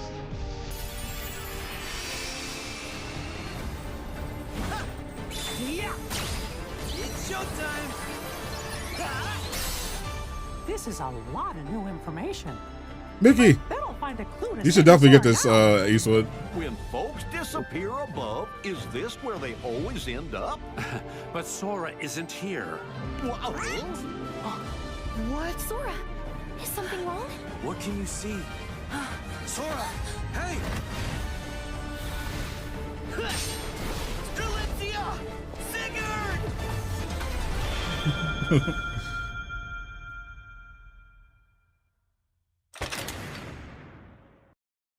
That actually looks fire. I'm actually cop Kingdom Hearts 4. That actually looks fire. The game actually looks gas. Yeah, Travis should definitely still owe. Travis definitely technically made a promise to Gabe. He definitely owes him a game.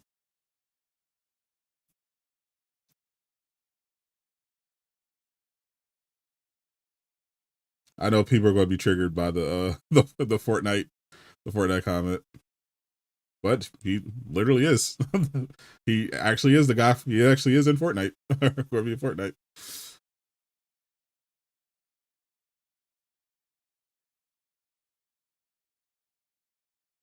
So it comes out 2027.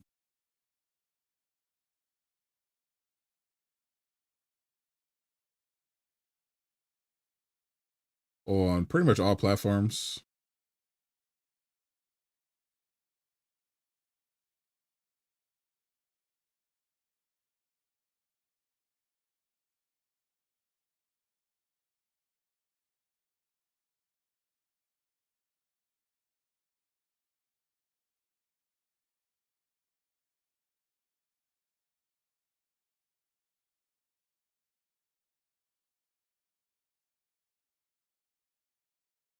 I'm definitely looking forward to having this.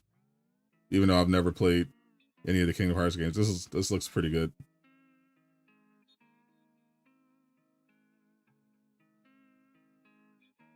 I'm definitely locked in for it.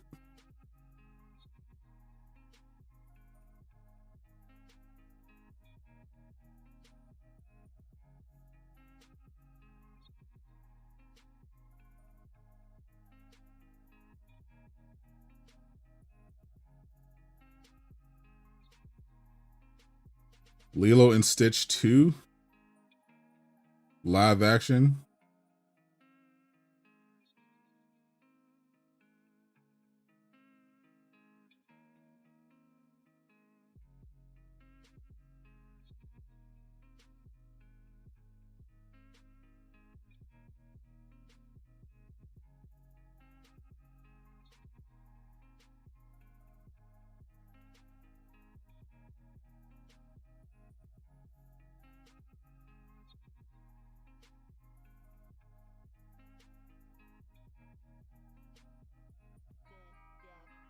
Should you play Kingdom Hearts?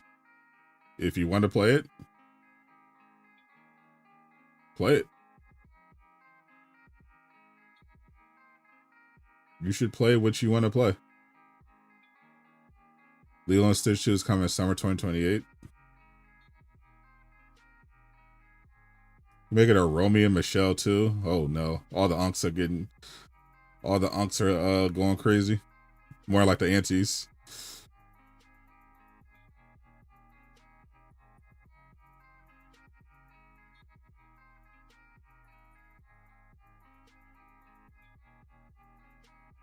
Who's asking for these live action adaptations?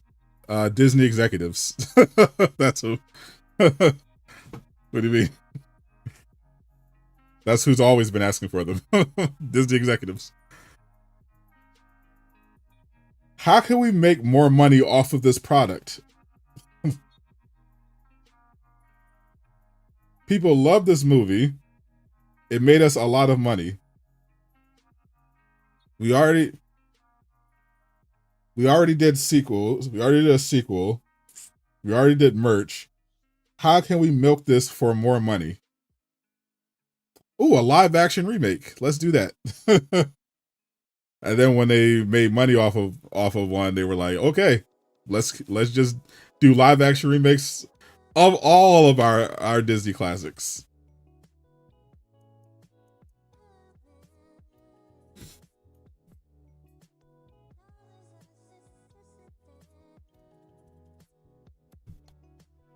Same reason Tom and Jerry could get live action movies instead of anime ones. Also true.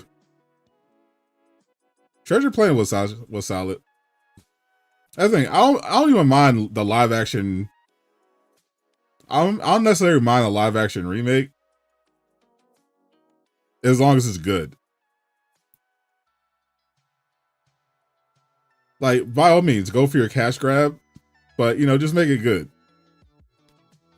I don't like when a live action remake is just clearly made with nothing but money on their mind, like no effort.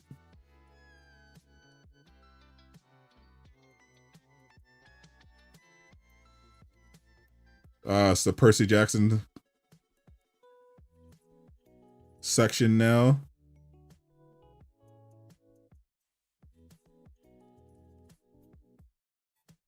Of the D20 panel. I still haven't watched any of the Disney Plus Percy Jackson.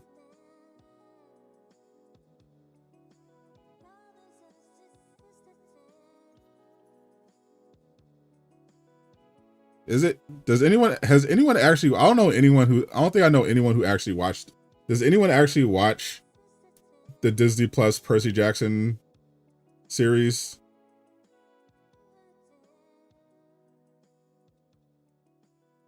Anyone in chat actually watch this? Is it actually good? Rob Michelle too. I knew there was an uncle in the chat. I was gonna be excited for that announcement. Yeah, Romy and Michelle too. Anyone actually watch the Percy Jackson series on D+? I love the books. The books are great. But I saw the movie and didn't like it. So I just never watched the Disney Plus show. It's okay. Yeah, I was a big fan of the books, but the movie was kind of ass, so I just didn't bother to watch the show. Books are amazing. I haven't caught up on some of the latest ones. I haven't been reading as much lately of my novel backlog. I have a bit of a backlog to get through. But I read the entire first run of books, and then I read the first spin-off series. The first sequel series. And I think I was starting one of the spin-offs, but I haven't been keeping up. Yeah, the books are obviously peak. Yeah, I knew I wasn't going to touch the books. The books are legitimately peak. Especially the first two series.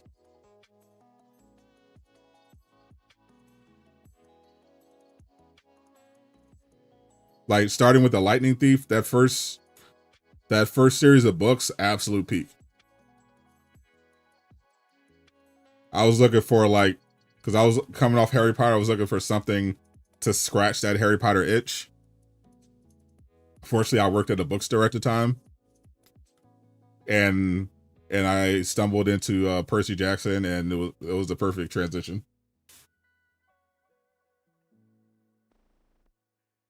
You need to catch up on Lord of the Rings. You need to catch up on Lord of the Rings, Harry Potter, bro. That's crazy. Yeah, I'm super caught up on Lord of the Rings. I was caught up on on Harry Potter many years ago now.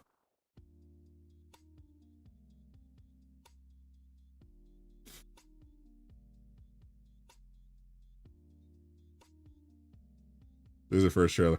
I don't even care about the. I don't even feel like fully watching the trailer. It just look.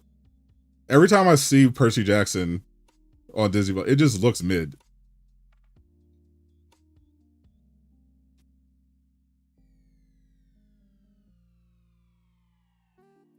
I think I felt like this is what I felt like when I saw the movie. This is why I didn't tap in, because I knew from the first Percy Jackson movie adaptation that it didn't get this, that they weren't going to treat it with the respect they treated Harry Potter. And yeah, Percy Jackson didn't sell nearly as much as Harry Potter, but it still sold a ton of books. It was a really popular series. I felt it deserved a little more respect for adaptations.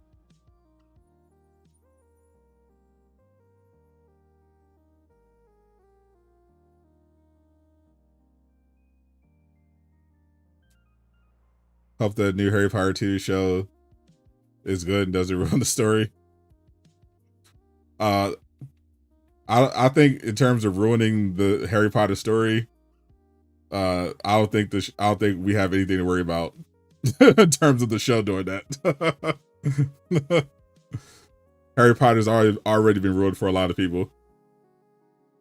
I don't see how much more damage the show could do.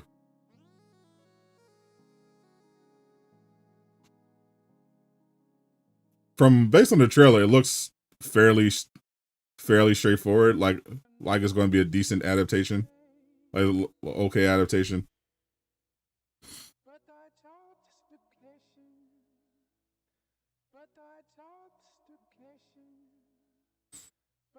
Already, it looks better than the Fantastic Beasts movies at the very least.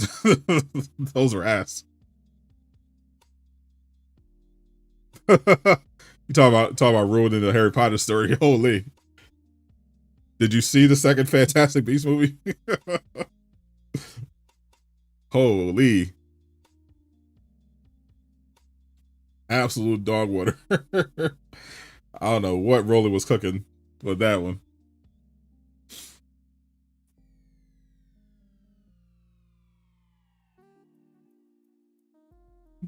That was absolute trap. Absolute. I don't know where they were going with that one. Like the first movie had some potential. I was like, okay, I kind of see where they're going, and then it just went off the rails. I'm like, oh no.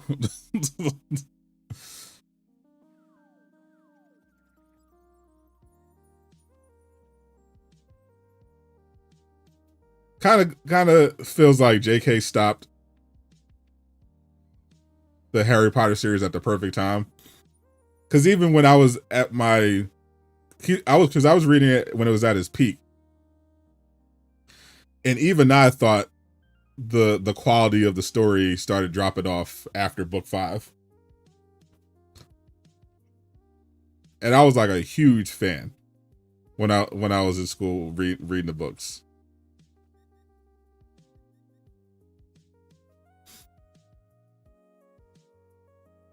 I think it legitimately peaked. I think creatively, J.K. Rowling peaked with Order of the Phoenix.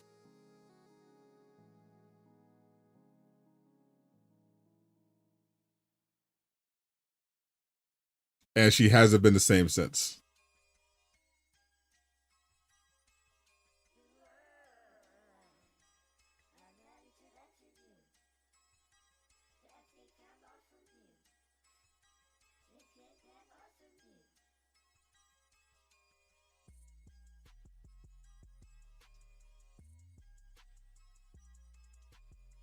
Ooh. Got my baby Haley Atwell.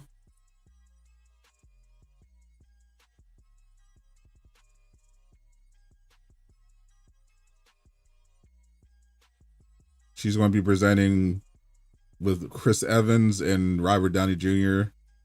for Avengers Doomsday. Nice.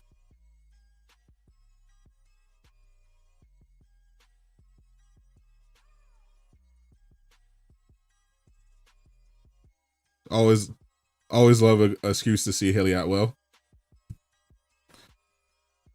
One of the many reasons you should get a Fable next year. when it comes out.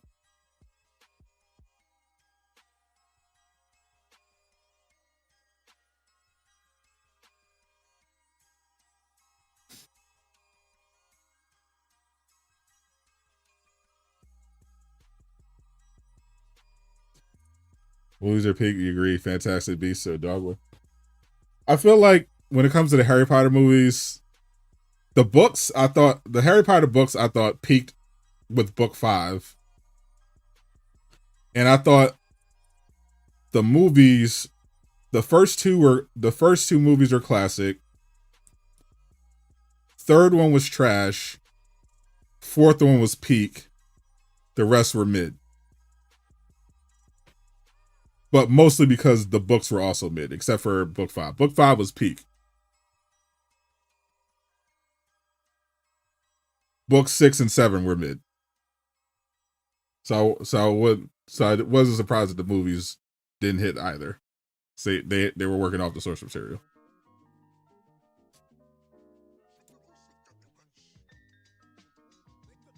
Think Captain America's going to be a bad guy? I think Captain America's going to be a good guy. He's always a good guy. So I think he's going to be Nomad in this one, since we technically have a Captain America with the we could call him Captain America, but he's Steve right now. Captain America is technically Sam Wilson right now. Any thoughts on Cars 4? Absolutely none. Not a single one. Can a PG-13 Disney movie harm children? Yes, but they can't show it. They can imply it.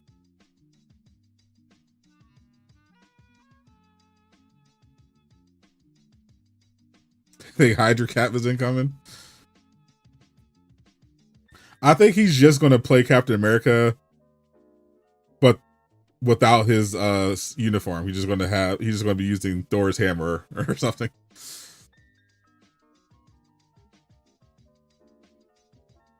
Nice edit on the fly. I'm a YouTube professional. I think Doomsday Cap is going to be basically Nomad. They're going to have him use Thor's hammer, and that's how he's going to contribute to the fight. And Sam is going to keep doing Sam things.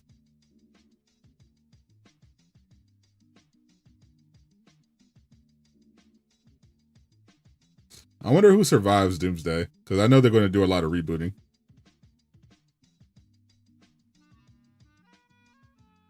Indy Navarrete has been spotted backstage at D23. The obsession chick that everyone is obsessed with.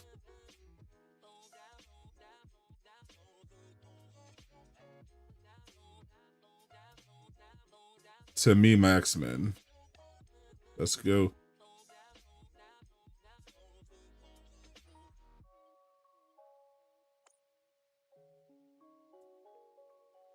Do not care about the Blue movie. Say they need to take the serum. I think we just need to reboot it. If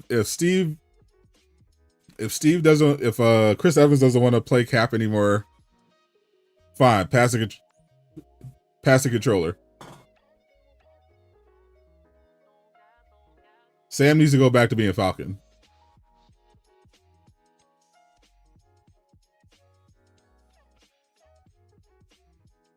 Yeah, all the black projects got canceled in the same week. yeah, I ranted about it on stream. Mahershala Ali left Blade. Wonder Man got canceled after they already renewed season 2, and the Armor Wars Don Cheadle project got scrapped and is being reworked to be built around the new Iron Man. Think Thor survives. All the X-Men die, said Magneto. I don't think Thor survives. I think Chris Hemsworth is out. We know they're going to get a new Iron Man. they're probably going to reboot Cap. We know they're using T'Challa's son to be the new Black Panther. You can say that. I never thought Sam should have been Captain America. I thought if Chris Evans didn't want to do it anymore, they should have recast him, or they should have passed the mantle to Bucky, and have that be part of his arc, trying to recover from his past as the Winter Soldier. I thought that would have been a much more.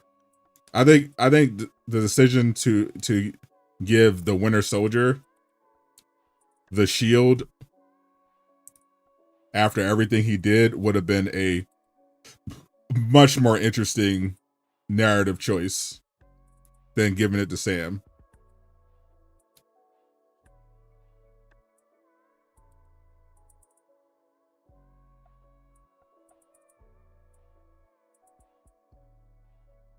Big question, why was Thor crying?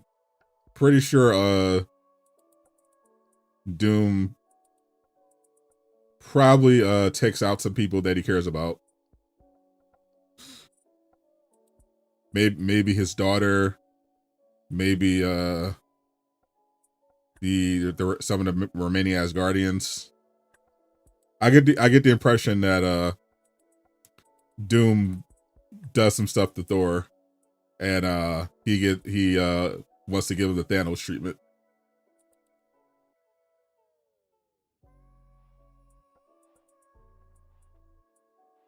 Imagine telling people to watch 3 decades of movies. I was watching something. They said they were talking about the stuff that required viewing for Doomsday or for Secret Wars was like, I think they said for Secret Wars was like, they named like a bunch of different Disney projects. I'm like, ain't nobody trying to watch that.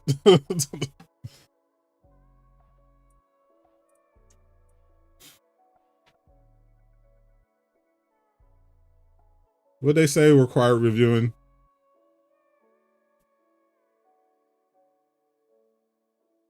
For Secret Wars.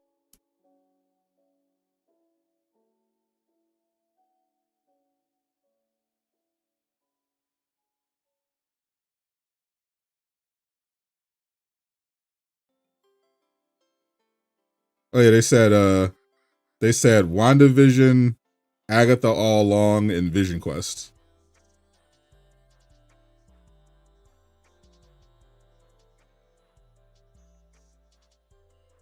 Then you also might want to watch the original X-Men, the original Fox X-Men, all the way up to Logan.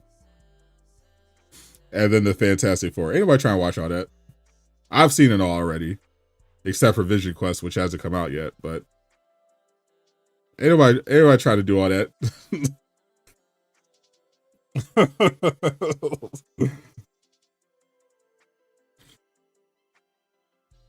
I mean, Agatha All Along was fine. I thought it was pretty. Agatha All Along was a lot better than I thought it was, but everybody try to watch all that. Especially, I'm definitely not watching WandaVision again. I hated that. I hated that show because it started out so good, and then it got so bad. Hopefully, VisionQuest is good.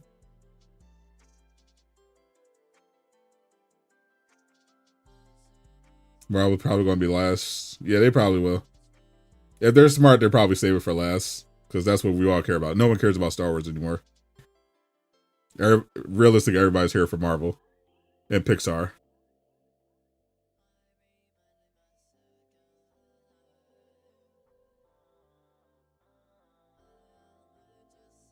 There's another Ice Age movie. Boiling Point. How are they still making these movies?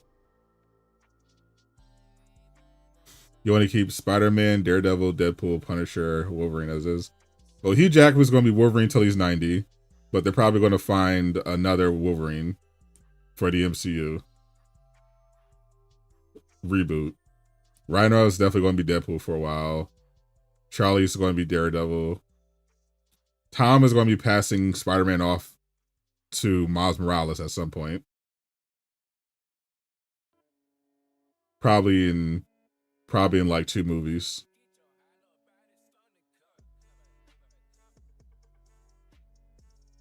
Who's doing VisionQuest?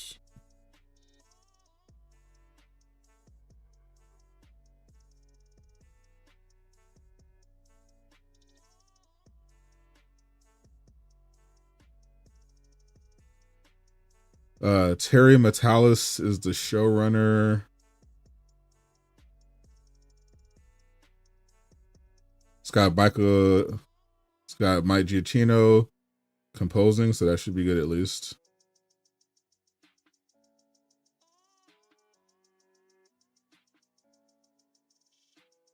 What did Terry do? Best known for co-creating and showrunning 12 Monkeys.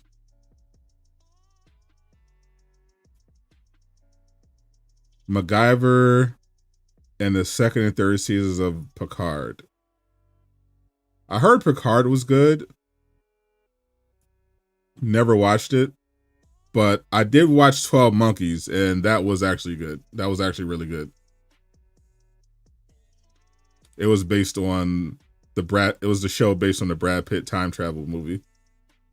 12 Monkeys is actually pretty good. So VisionQuest might be solid.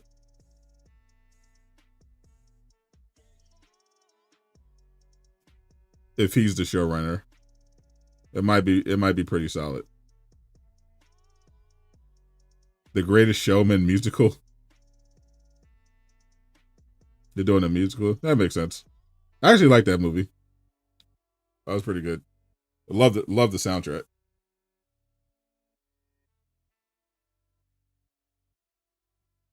Yeah, for me, only at this point, the only Star Wars stuff I care about are the games and the animated stuff. The animated Star Wars shows are still really good. The games are still pretty good.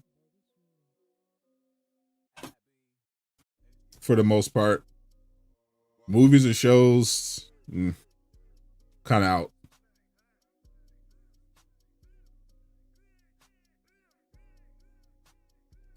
When's Marvel starting? Later.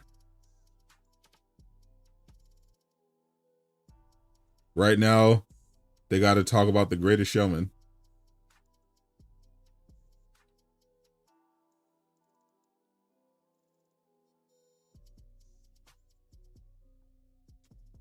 The Greatest Showman stage play.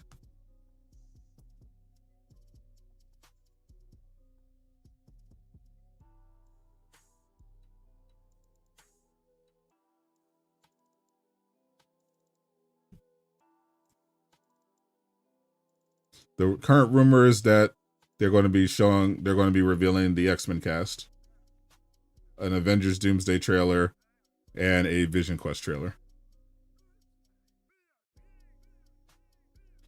Reboot Star Wars.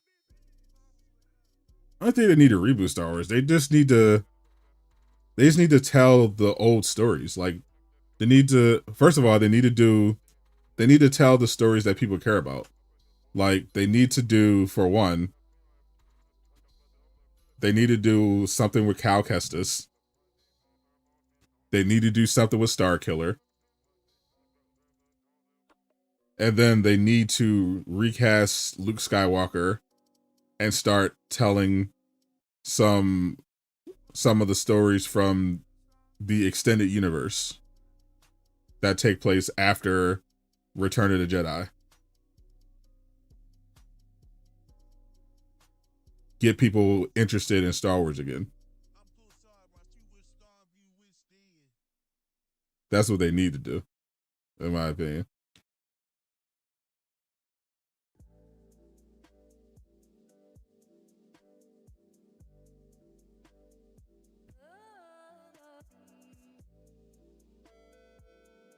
Force Unleashed. The canon is whatever. I think they make those games in a way that they could fit into the greater Star Wars universe.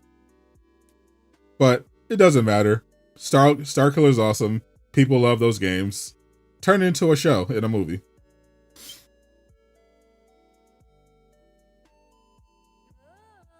Miller. Yes, I do remember that is actually Miller. That is the real Miller.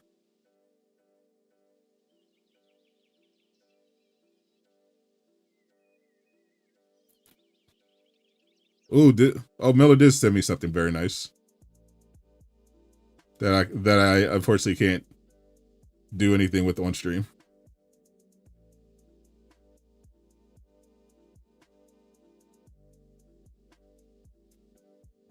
But I greatly appreciate it.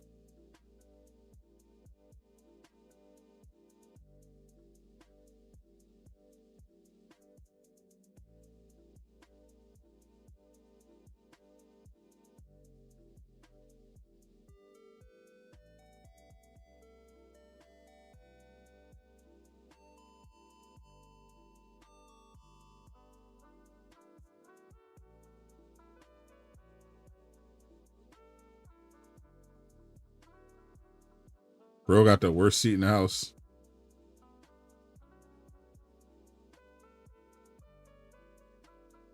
How you doing, Miller? Appreciate you always hanging out.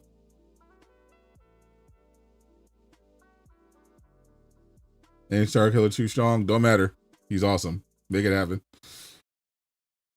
What scoops can Miller give us? I don't think Miller has the need. I don't think Miller needs to give us any scoops. I just like having Miller here. He's nice to hang out. He's great to hang out with, even if he doesn't have any scoops. He's just enjoying D23 just like the rest of us. Think Dr. Doom is going to kill Thor? Yeah, probably.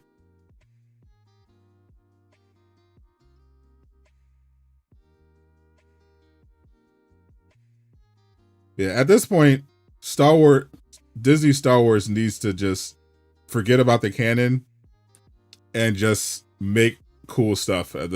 like all the extended universe stuff. There was debate about what's canon, what's not. Just make it. Just make the cool stuff. Don't worry about it. Just make it cool.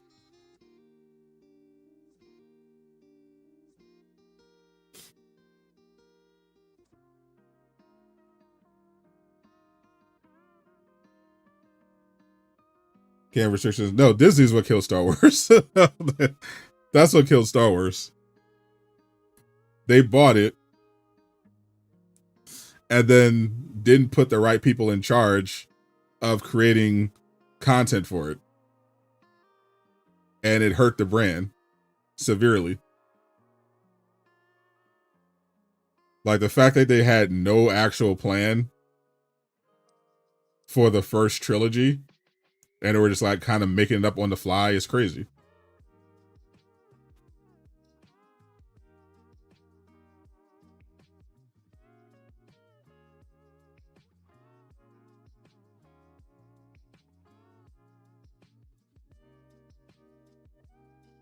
Yeah, a KOTOR series would be great. That would make a wonderful series. The Star Wars Jedi games with Cal Kestis would make a great series. Like, they have great material. They've always had great material to work with. Like, I used to read some of the EU stuff about Luke Skywalker and how OP he was. Like, it sounded like an anime or a manga. Even some Darth Vader stories. Like, there has a really cool Darth Vader comics. They have so much interesting lore and stories they could tell. And it just feels like they're just wasting it.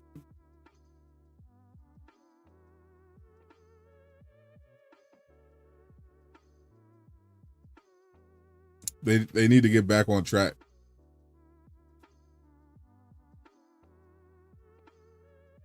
And it starts with leadership. They need people overseeing Star Wars that actually care about Star Wars. Yeah, because it's just wasting potential.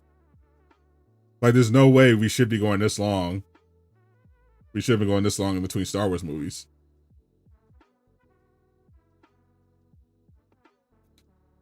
They're doing a live action Tangled, releasing in the 2028. Like seeing the numbers, like we should not be accustomed to the numbers that Mandalorian and Grogu did.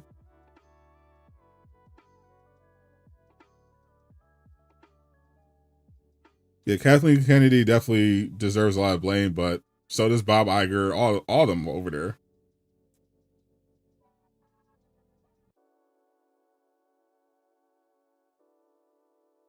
At the end of the day, Bob Iger, those guys were in charge, and they dropped the ball. George Lucas trusted them with Star Wars, and they just fumbled. Apart from 2 seasons of The Mandalorian, Rogue One, and like some of the animated stuff, nothing good has come out of Disney Star Wars.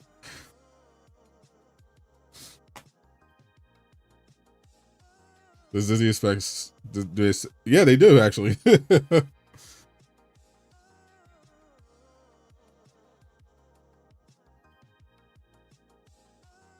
Send them something. Tell them you know how to save Star Wars. Solo was fine. Solo was mid at best. Unfortunately, because I love Donald Glover, but that movie is mid.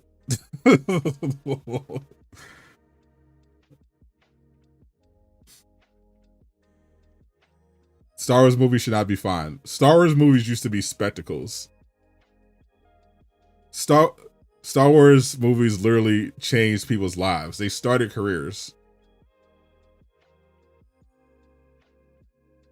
Christopher Nolan, I remember I was reading an interview earlier this week where Christopher Nolan was talking about how he started the Odyssey with the opening title card, and he said it was like his tribute to Star Wars because he remembers being a kid sitting in the theater and just watching Star Wars over and over and over again because it was like life changing,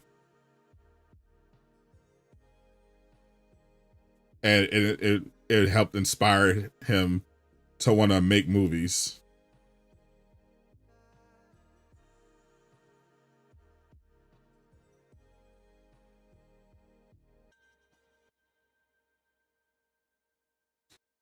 And I feel like Star Wars hasn't done that for people in a very long time.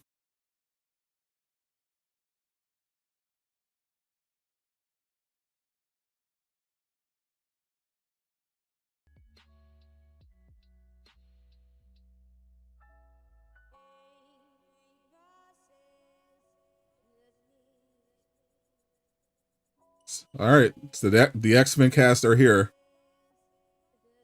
Sadie Sink, aka Jean Grey, just pulled up. Samara Weaving, who plays Emma Frost, has pulled up to D23. So it looks like the rumors were so far shaping up like the rumors are going to be true. We're going to be getting an X-Men cast reveal on stage. Harvey so pretty. Yeah, they nailed the casting for Emma Frost. Perfect casting. Perfect.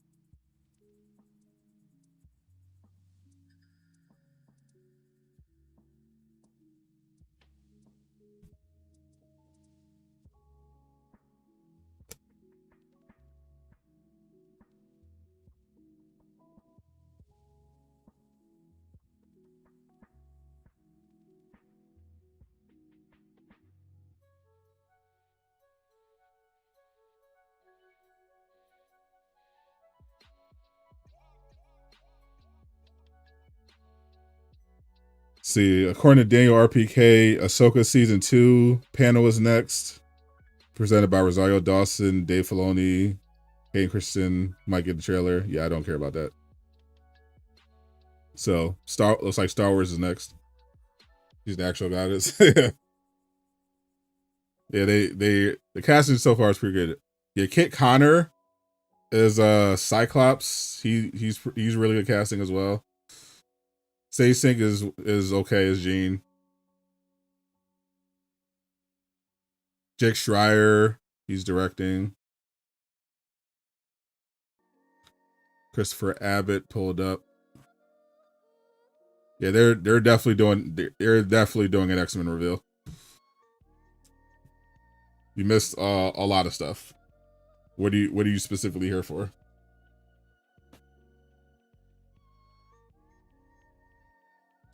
So it's exactly like Emma Frost for the comics. Yeah, it's uncanny. Like they really, I was a little worried about the casting because it felt like they picked Sadie Sink just because they wanted someone like big who's new. But she's a decent actor. She's a good actress, so it should be fine. But yeah, Kit Connor looks just like Scott, and Samara Weaving looks just like Emma Frost.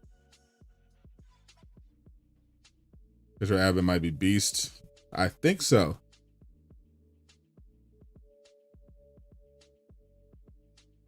Who's he supposed to play? Who's he rumored to play?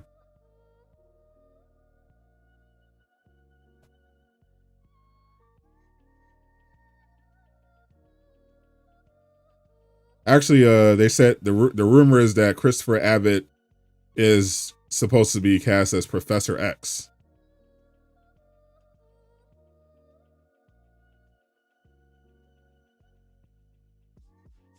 The Marvel stuff hasn't started yet.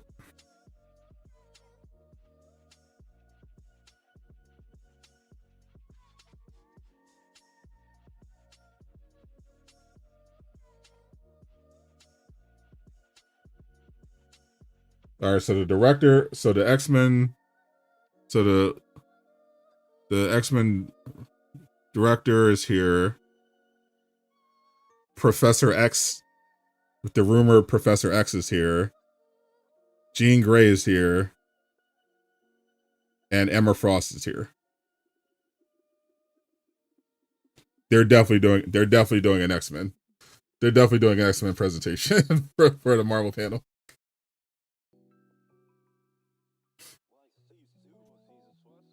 I don't know about the Beast actor. I only knew about Sadie Sink, Cyclops, Emma, and Professor X.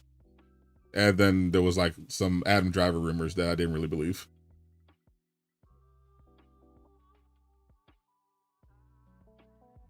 Pretty sure Adam Driver has turned down Marvel. Like they say that every year they come to Adam Driver to try to get him to do something. And every year he turns them down. They look like young kids. Well, they're kind of supposed to be younger. I mean, Samara's 34. But yeah, this is an X-Men reboot, so they're trying to skew younger with the cast. That's why the rumor Professor Xavier is like 40. It's seriously one of your favorite bad guys. Have I seen? Yeah, Coco. All the Coco stuff was like an hour ago or something. We covered all that.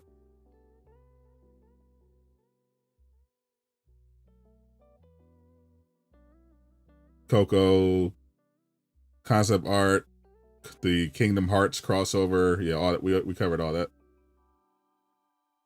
Yeah, they want to skew younger because they're building the next saga around the X-Men, and the Infinity Saga was like what 20 years.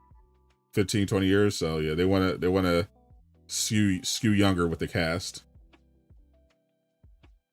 so that they can have them around for a while.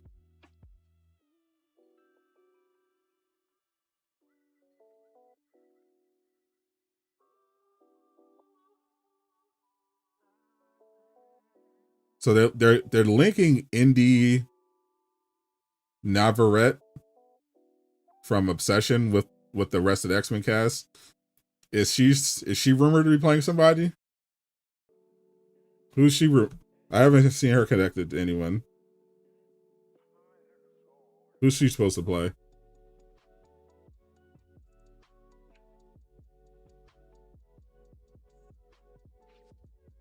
She confirmed she did meet with the director.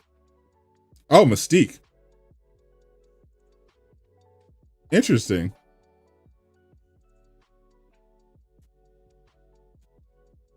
So Indy actually did meet with the X-Men director, and she wants to play Mystique. Interesting. Yeah, so they're definitely doing an X-Men thing today. Thanks for the follow, Marnie. Appreciate you. Wolverine jumps high in the gameplay. I wouldn't say he's super ish-human. His jumping seems more grounded. That's the difference. That's what people who are used to Spider-Man games are going to get used to.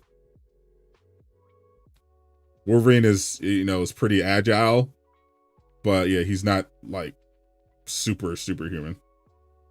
But he gets around decently. I actually thought of something. The movie Logan takes place in 2029. In the film, there are self-driving cars in 2026. And we are literally having companies make self-driving cars.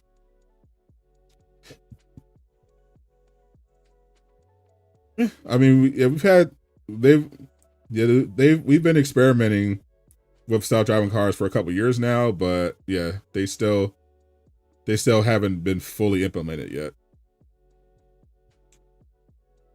But I can see that happen about 2029. So interesting. So Indy Navarrete from Obsession as Mystique, potentially. Samara Weaving as Emma Frost. Kit Connor as Cyclops. Sadie Sink as Jean Grey. And Christopher Abbott as Professor X. I like this so far. People barely had to drive over sorry. Well, I think in theory, if everyone was self-driving, the roads would be much safer. But that's the difference. Like everybody would have to be doing it. Once they hammered everything out.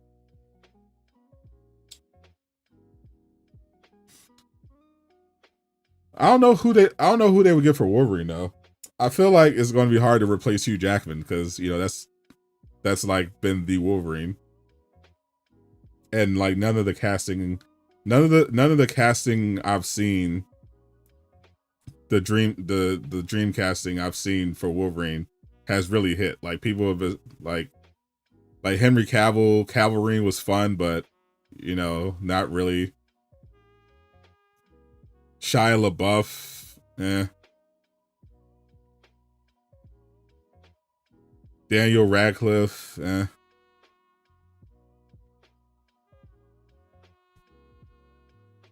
haven't seen any Wolverine casting that made me go, yeah, that's the one.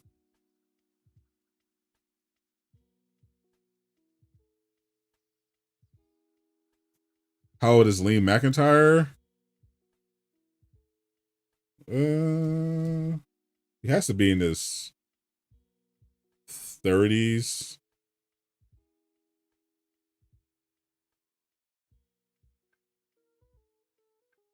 Maybe 40, early 40s, probably 30s, early 40s. Yeah, he's 44.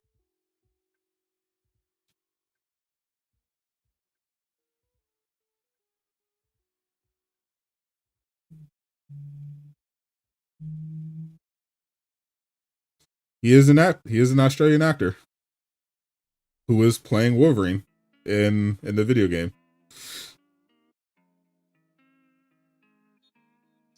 But I don't know if I'd buy him. I don't know if I'd have him play him in the MCU though.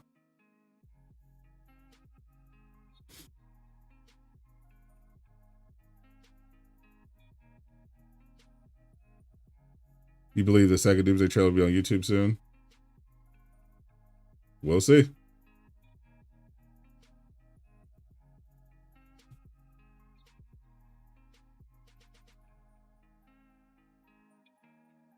Wolverine could be the oldest member of the X-Men. Could be. I mean, technically he's supposed to be because, he's immortal.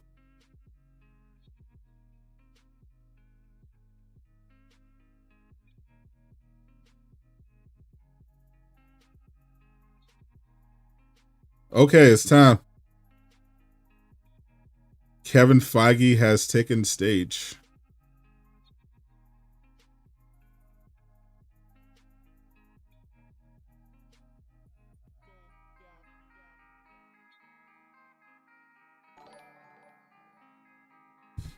It's Marvel time.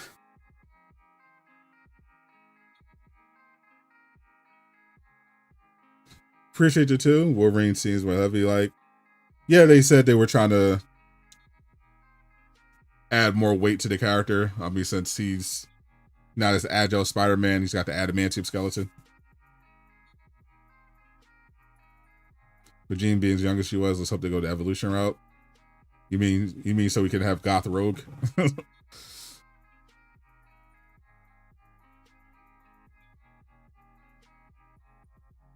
I see where you're at. I see where you're at.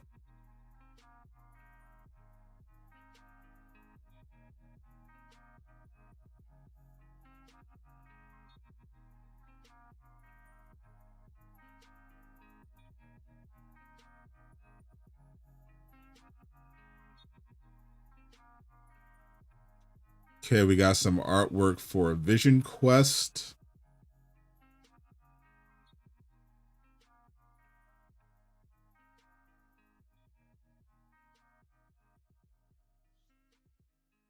Coming to Disney Plus this October.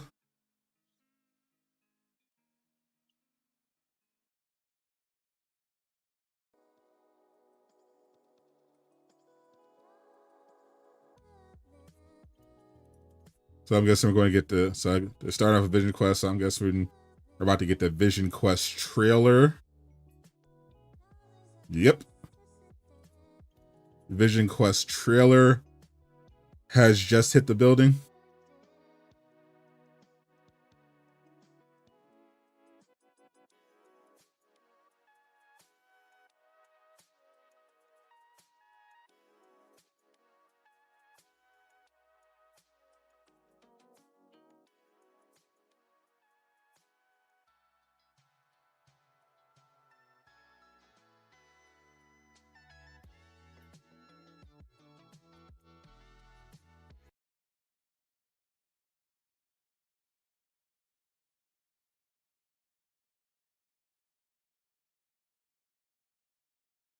All right, let's check out what VisionQuest is talking about.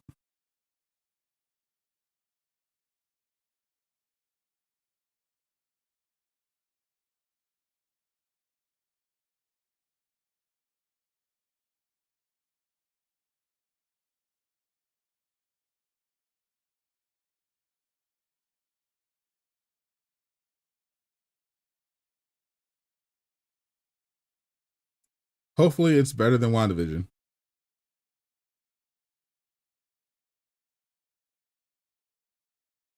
We pray. Before you started working here, I remember when you'd come in all the time with that redhead. Vision. I was a different person back then. How about now? Anyone waiting for you tonight? No. Home is White Vision. Home is just me.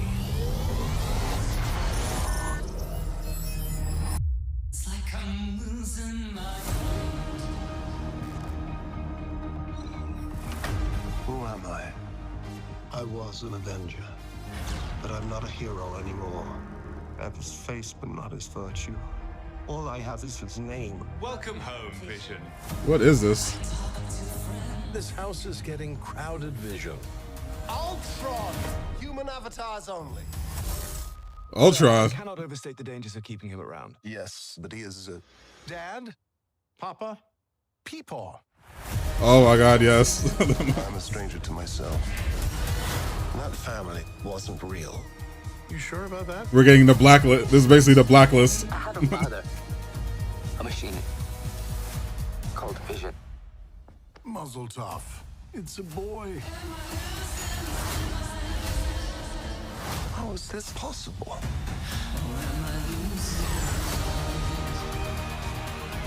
Free us all. Wanda. Save your son.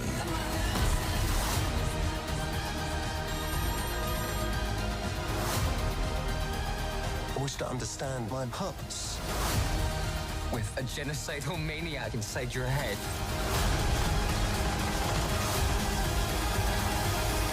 Nothing bonds a family together quite like mortal jeopardy.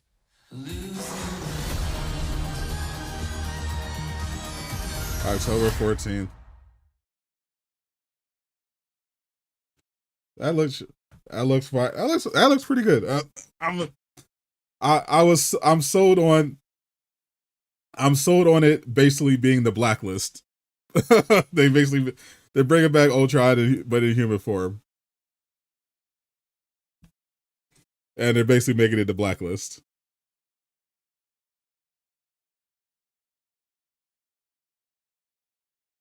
I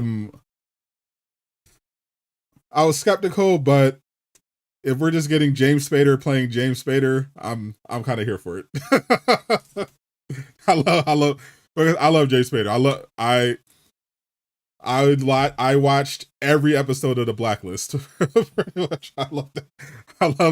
I love James Spader. I love when he was on The Office. I'm a huge James Spader enjoyer. I love when James Spader plays James Spader. So I'm definitely pumped for that one.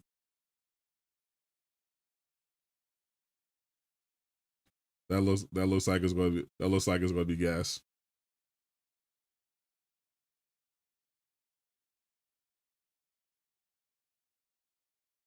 This is the first poster. They're showing the Wolverine game. Interesting. It's probably something for the.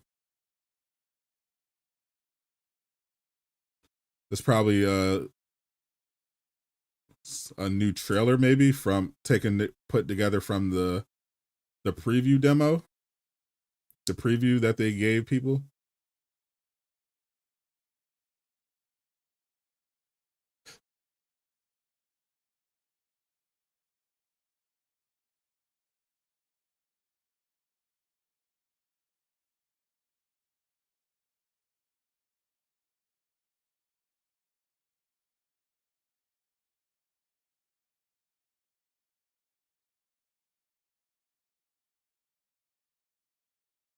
That's pretty dope. I wonder if Insomniac's gonna release it.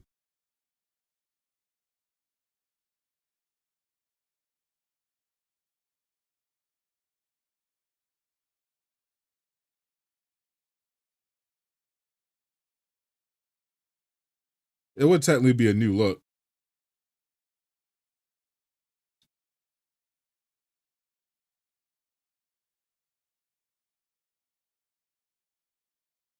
Since Insomniac didn't release anything, it's just been the creators who were there.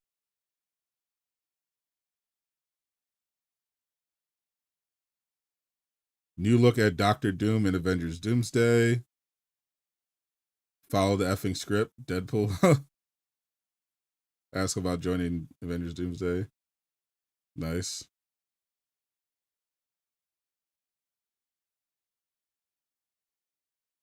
Doom on the throne.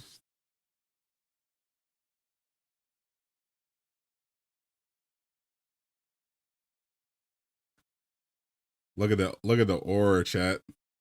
Look at the aura.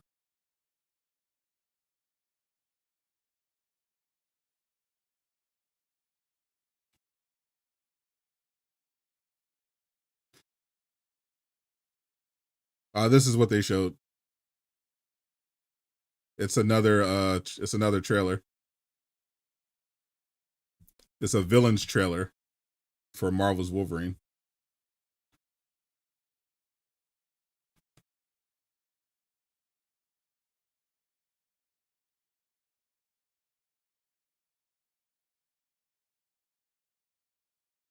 Humankind's extinction. Not today, Bob. Omega Red, Lady Deathstrike, Sabretooth, Mystique, Bolivar Trask, the Sentinel.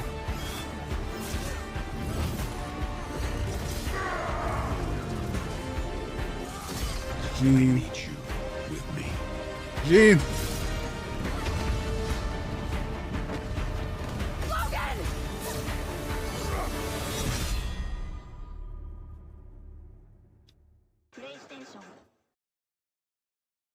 So it's mostly footage from the story trailer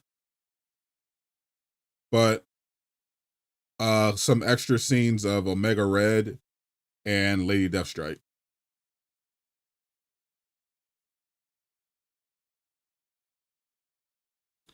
Ooh, new Avengers Doomsday trailer just hit the building.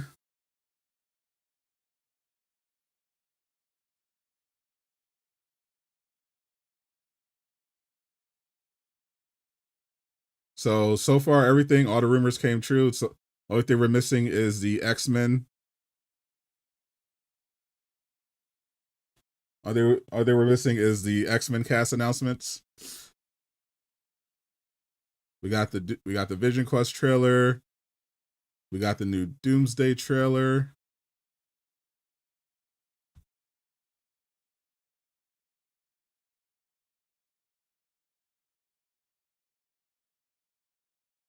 Let's check it out, chat. New Avengers Doomsday.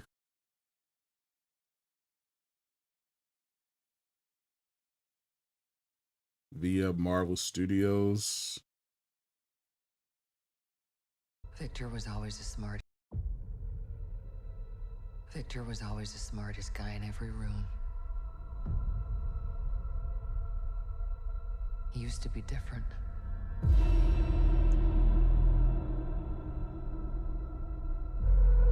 He used to be kind, he used to be caring. Gambit, Sue. And then everything he loved was taken from him. His family. I knew he was lost, but I did not realize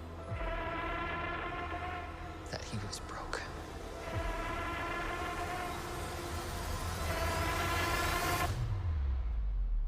Holy. Victor, did you do this? All of you have lived stolen lives.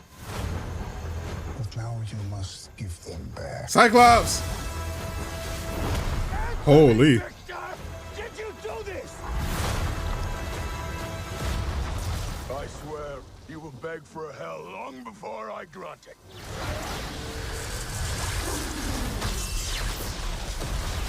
That was a cold line. He just got dipped. Answers to me. Oh. Ooh, the Sentinels. I am Doom. Oh my God.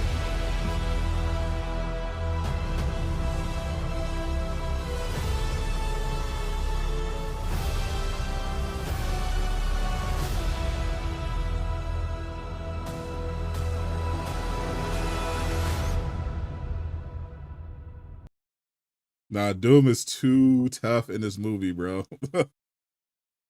So far, Doom is like hard carrying these trailers, bro. Hell answers to me. I love Downey's accent. He is so good. It seems like it's gonna be the best part. Like it seems like he's just hard carrying the movie. He's like deadlifting this movie right now. Thor is really good too, but holy, he got diffed.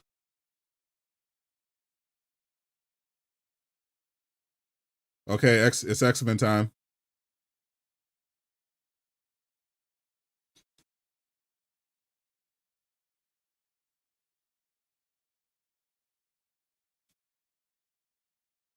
Christopher Abbott has officially been cast as Professor X. Kit Connor officially Cyclops. The X-Men reboot releases in theaters on May 5th, 2028. 3 days after my birthday.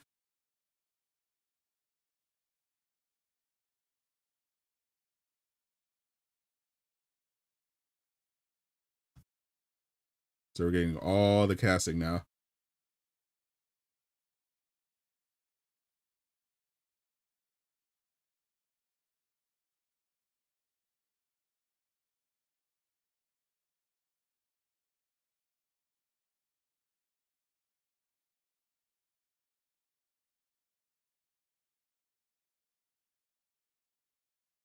Indy is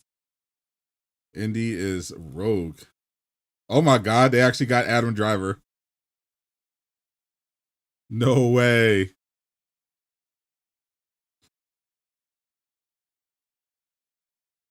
Adam Driver is Mr. Sinister.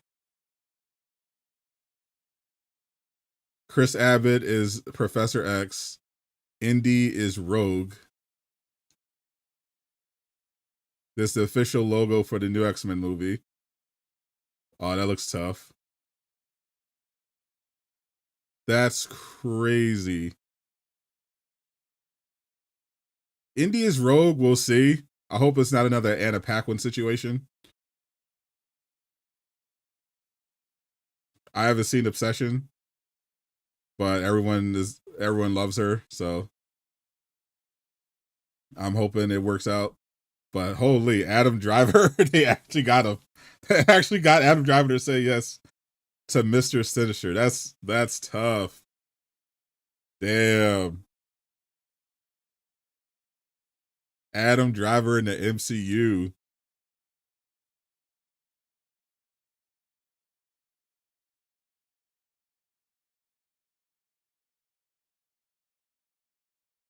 Wow. Samara Weaving officially Emma Frost, of course.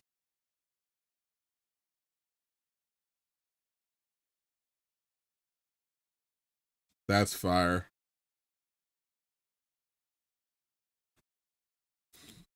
No, this cast is actually fire. The Doomsday trailer, the VisionQuest trailer was decent. The Doomsday trailer was gas. And they confirmed all the X-Men casting rumors, and the Adam one was big. Wasn't expecting her to be Rogue, because she said she wanted to be Mystique, but I don't know. I guess I could kind of see the video. We'll see if she could do the accent. That I have to wait and see. I have to watch Obsession at some point, but I'll wait and see. I'm skeptical when it comes to live action Rogue after what they did with Anna Paquin. But Adam Driver, he could definitely do a good Mr. Sinister. I think. And Samara Weaving, absolute perfection. And she's also great for Emma Frost.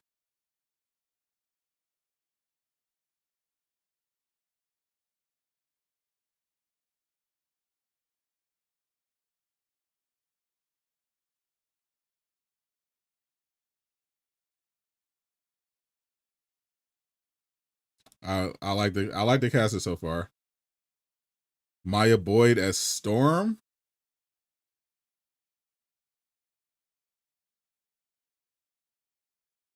I like it.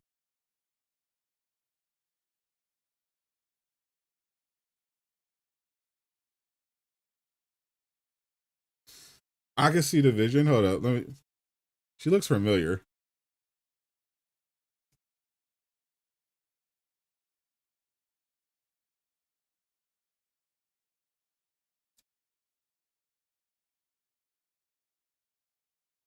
I see the Vision. Okay. I see the Vision. She's no Jade Cargill, but I see the Vision.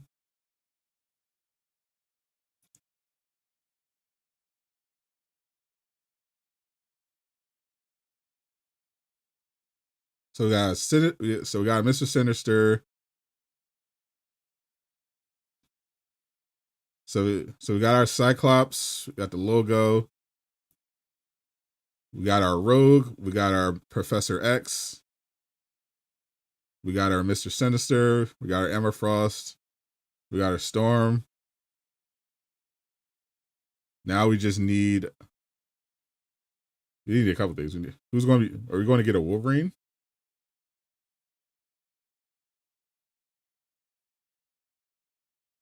There's a lot of Broadway experience, yeah.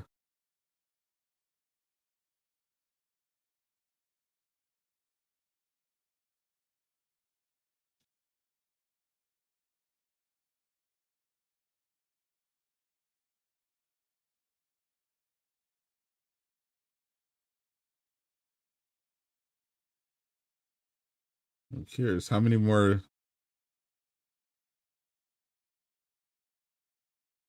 No, that's it. All right, so this is the full.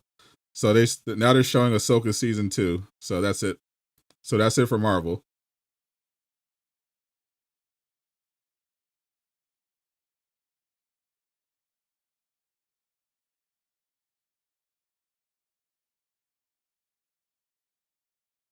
Sadie Sink came on to talk Brand New Day. Deadpool is going to be. Looks like Deadpool is in Avengers Doomsday. All right, so we got Deadpool is going to be in Avengers Doomsday. We got the VisionQuest trailer. We got a new Doomsday trailer, which was gas. Got the X-Men logo and the date. We got Christopher Abbott as Professor X. Indy from Obsession as Rogue. Adam Driver as Mr. Sinister. Maya Boyd as Storm. That is your main cast so far for the X-Men reboot.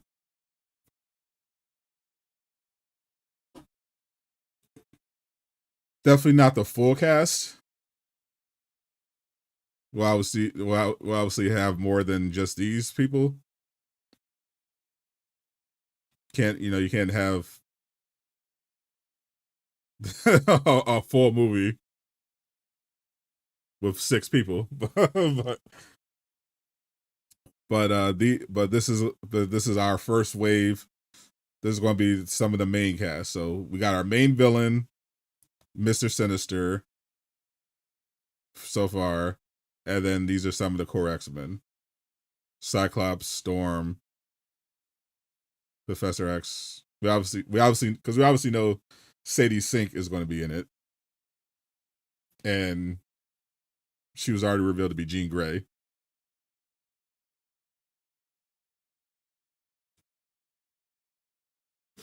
Probably want probably want Gambit and Beast for sure. If we're doing the core X-Men, probably want Gambit and Beast to go along with them, and then maybe you can. They don't necessarily need Wolverine for the first one. They could bring him in later, then have Jubilee come in. Maybe they add someone else like a Nightcrawler. I don't know. We'll see. But I like the cast. Spoilers. Sadie Sink is River G. Gray. Oh yeah. I don't believe it. Never heard of Maya Boyd. I've seen her in some stuff. What was she in?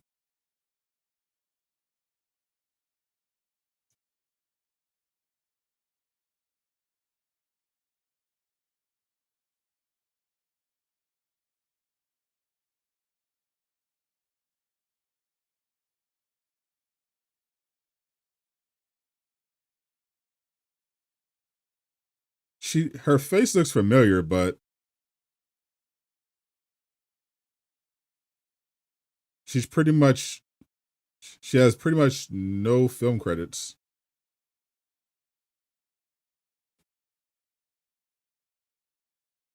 She's been on Broadway.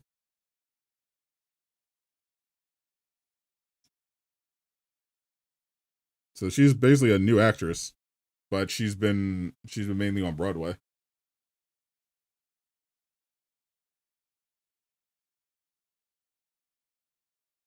He's basically a Broadway actor. Yeah. But she's not an established star. Realize we have to say goodbye to Channing Tatum Gambit early. That is true. So this is like her big break. Yeah, actually, this is her first major movie. Yeah, her only credits on IMDb are short and Broadway, and a Broadway show.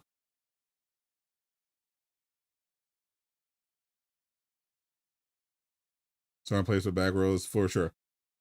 Yes, yeah. I'm not. If you can do Broadway, I have no problem. I have no problems believing that you'll be able to do a Marvel movie.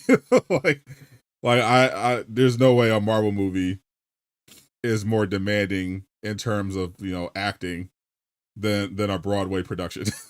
So she'll be fine. She'll be okay. I think. I'm not worried about that. If you have Broadway experience, you're fine. You can do a Marvel movie. Interesting. Yeah, they're definitely gonna have to say goodbye to Channing Tatum because he probably, I don't know if he would survive Doomsday in Secret Wars anyway, but yeah, they're going younger for the new X-Men. So they would have to recast anyway because they need some, because they have a younger Rogue, so they need someone around her age to play Gambit. We'll see. I don't have anyone in mind for Gambit, but I like the cast so far. My only question mark is Rogue, and that's only because of what happened with Anna Paquin when Fox didn't do a faithful adaptation of Rogue, like because it was like a similar situation. Anna Paquin, beloved actress on the rise. They picked her to play Rogue. People were excited, and it was terrible. It didn't work at all. So hoping this one goes better. Yeah, I think they're taking their time with Wolverine because they know that Hugh Jackman is still willing to play the role. So they're probably going to squeeze a few projects out of Hugh, or maybe drop him into the new X-Men. Who knows? Till he's 90. I have to watch Obsession. Everyone keeps talking about this movie. I have to see it to get an idea, because I've only ever seen her in interviews. I've never actually seen her act. Channing will stay a Gambit forever and ever, forever in our hearts. Gotta hear the Mississippi twang. Yeah, I need a Southern accent. I need to hear it. I need to hear how she says sugar.